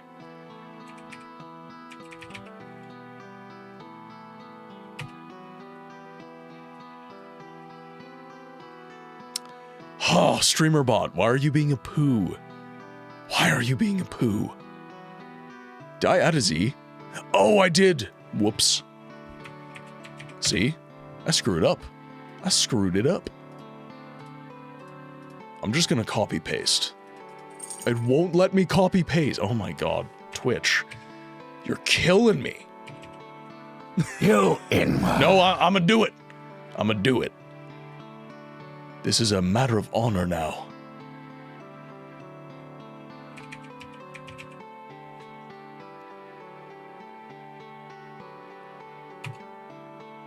Also, I will say, consider maybe changing your username to something a little bit more simpler. Makes the shoutouts a little bit easier. I have been experimenting with auto shoutouts, but they haven't been working for some reason. I still have to figure out what, that's part of it. I will agree, you do have a very unique name. Rogue Trader, I'm not surprised. It is one of your favorites. So, question of the day to TL.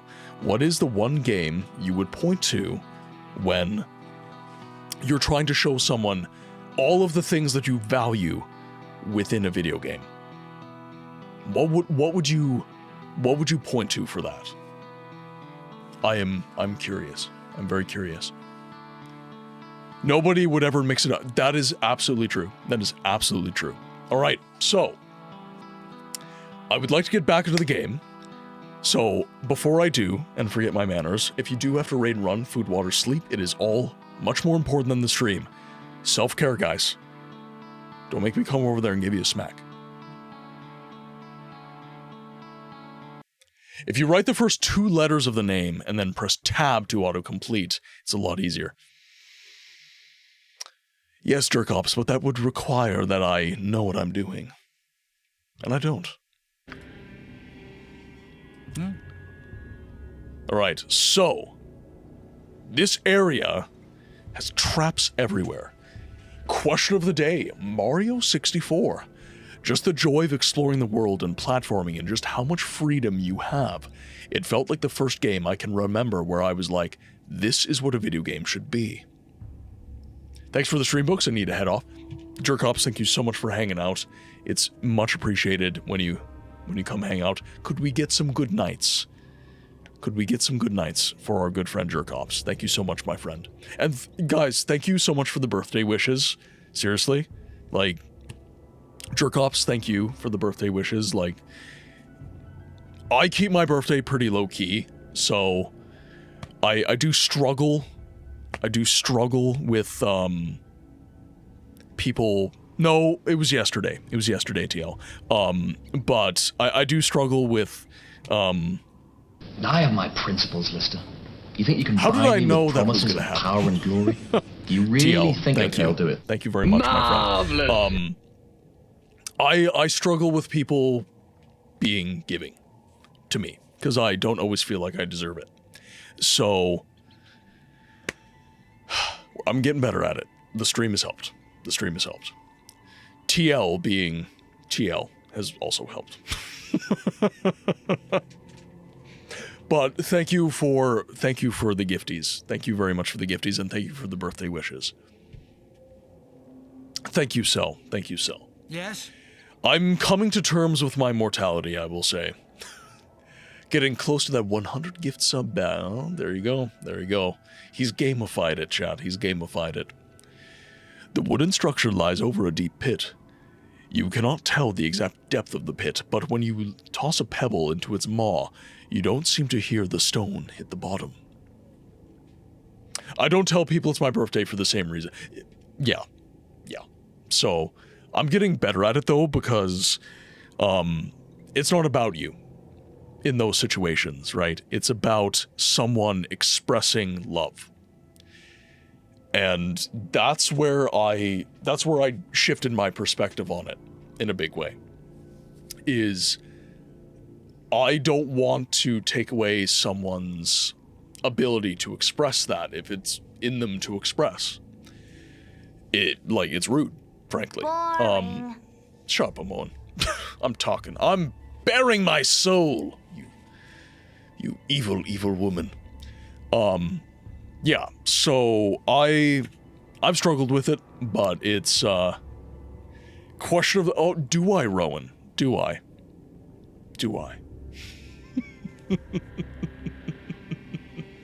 This game is excellent for that. I will say the content makes itself. It does. Well, if you ever get over this personal roadblock and get a big head, let me know. I will make you feel bad and bring you back to reality. Thank you, Deranged. I can always count on you. But seriously, guys, it is much appreciated. It is much appreciated. I care not. I am gone.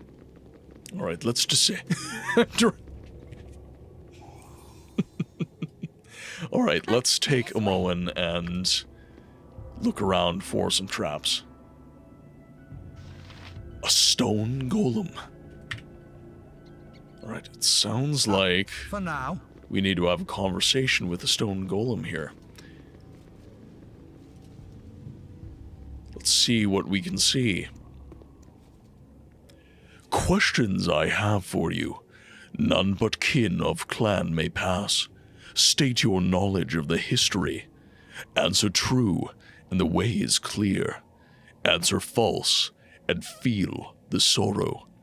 There is no second chance, neither for true nor false. Do you wish to answer now? Pose your questions, Golem.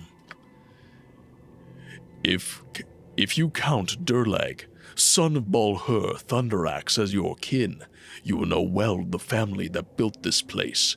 The eldest son of Durlag, the pride of the clan. What is his name? Fionabal. Your answer is Oh, was it not Fionabal? Interesting. I thought it was Fionabal.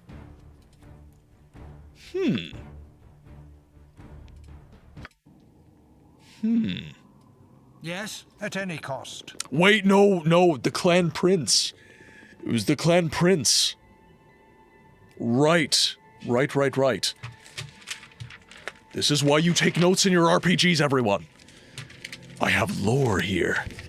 I have the lore. Look, I have the answer. It's all in my head. It's all in my head, all right? I need to put it on the paper so I can actually see it. Keel. Time to revisit the previous floors and reread all the books. Pose your questions, Golem. So, no, Fionabal was his younger son. Keel was the clan prince. Clan prince would tell me, and thank you for the hype train, everyone. I have a set of rusty spoons. If I need help getting the data out of here.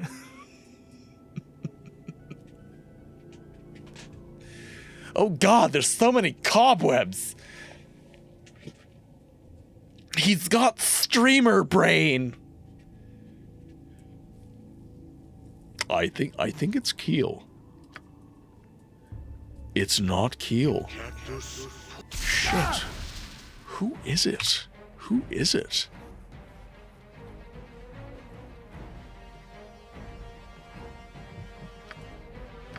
No, I'm not reading the question right. I'm not reading the question correctly. Question of the day is Warframe. I never would have noticed. It's not like you've been telling me to play Soulframe. It's just been so many days since I've read the books. If you count Durlag, son of Bolhur Thunderaxe, as your kin, you will know well the family that built this place. The youngest son of Durlag. The youngest son of Durlag. The future of the clan. What is his name? So that would be Fjernable. That would be Fjernable. His eldest son is Clan Prince Keel, I believe. Or no.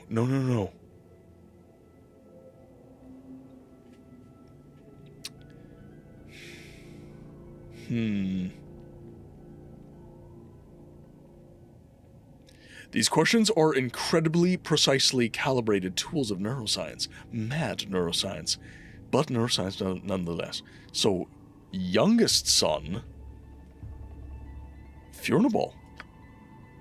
Your answer satisfies. Another question remains. Durlag, builder of the home, founder of the clan, had a name not from his father, but of his own deeds. The tower was built with the fortunes of hordes, but the last name of Durlag comes from the fortune of battle. With an axe and fire, he cleansed the land of beasts he loved to fight. That axe alone would not suffice. I asked the second name of Durlag. It was Troll Killer, I believe. Durlag Troll Killer. Your answer satisfies. A question remains. The father of this place formed the clan that fell in times of treachery. False faces claimed the future, and the clanless became Durlag. This he shared with his own father, a wanderer that lived by the strength of his weapon. The second name of Bolhur is what I ask you. Since most common is all you need for answer.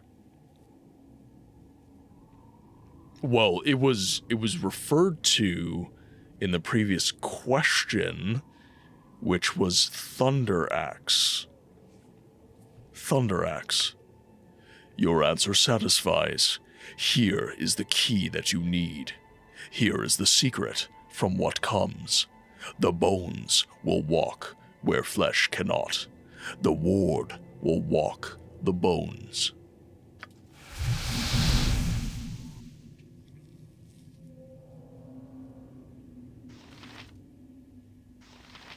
Oh God.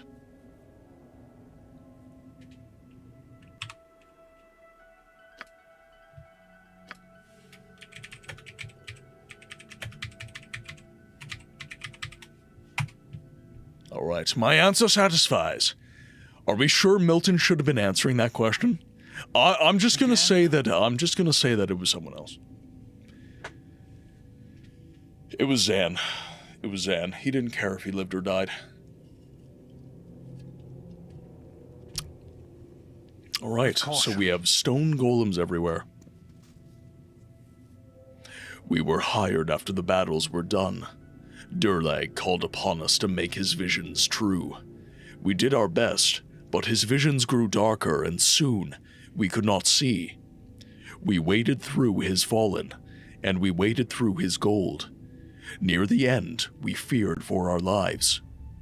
Though not as much as he did.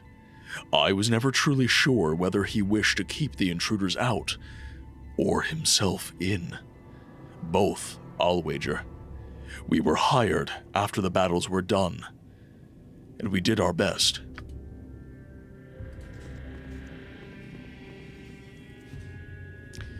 This is not my face. The invaders came and took my true face, burying it with my body and my comrades. I was among the last, but not the very last, and I saw the horror to come. My child rose against me. though it was no longer my child. It wore her face, but I knew her to be dead. The doppelgangers came from within, and we could not fight ourselves. Better to die than to kill ourselves. What would be left of a man that has had to kill his family and himself? I was among the last, but not the very last.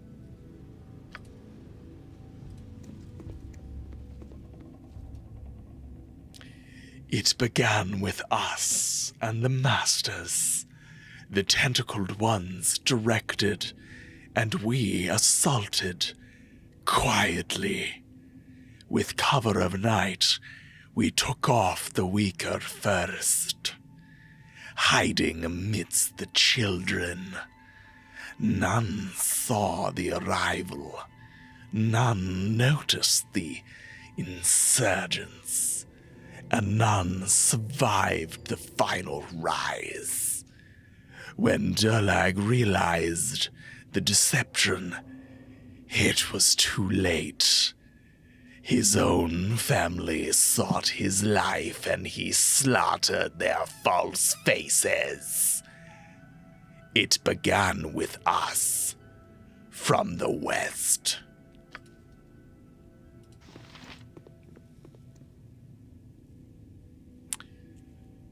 With me it ended. Speak now of my troubles, to show you have learnt. From where did my pain come? Where did my pain stab home? Where did my pain take root? Where does my pain reside? Speak, and show that you understand.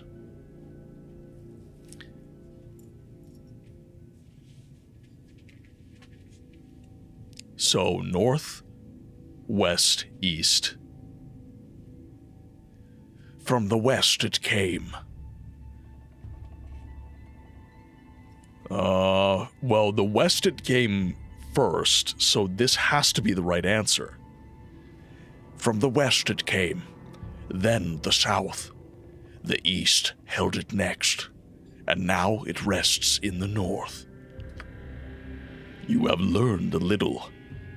You may yet survive.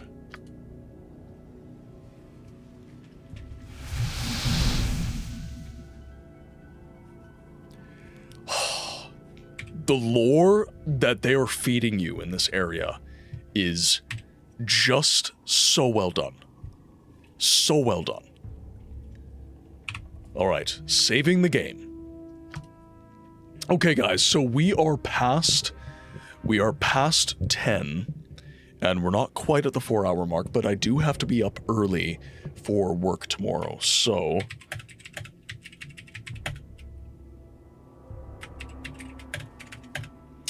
So we are the 14th of August. And with that, our time in the game library once again draws to a close. Seriously guys, thank you so much for the stream today. I cannot express it. It's 5 a.m., so I better get to bed. To read some books, of course.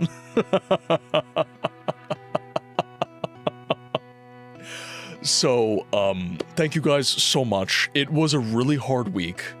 I needed the stream today. I really needed the stream today, and thank you guys for all of your generosity. Thank you guys for the birthday wishes. Thank you for the conversation, and most importantly, thank you for just being an amazing community. Thank you for supporting each other and myself. And thank you for being so welcoming when we bring new people into our midst. Seriously, guys, it absolutely means the world to me. Thank you for all the communities that raided in today and brought new people in. Thank you to Rainlight. Thank you to Astral. Thank you to, again, I'm tired. Thank you to anyone that I am forgetting. Seriously, it means the world to me that you guys came to hang out and entrusted me with your communities. Now, with that, I've saved the game, so I think I am safe to quit the game. And let's look to spread some of the raid love that we've been getting, and see who is on. You always have us. We've aged like a dusty cellar beer, but we're there. Well, it was my birthday yesterday, so I'm the one that's aged like a dusty cellar beer, as you like to say. How about Luna? It's been a hot... Luna is on. That's a good shout, actually. That's a very good shout. Let's see. So let's go to my following then. And let's track Luna down. Let's go say hi.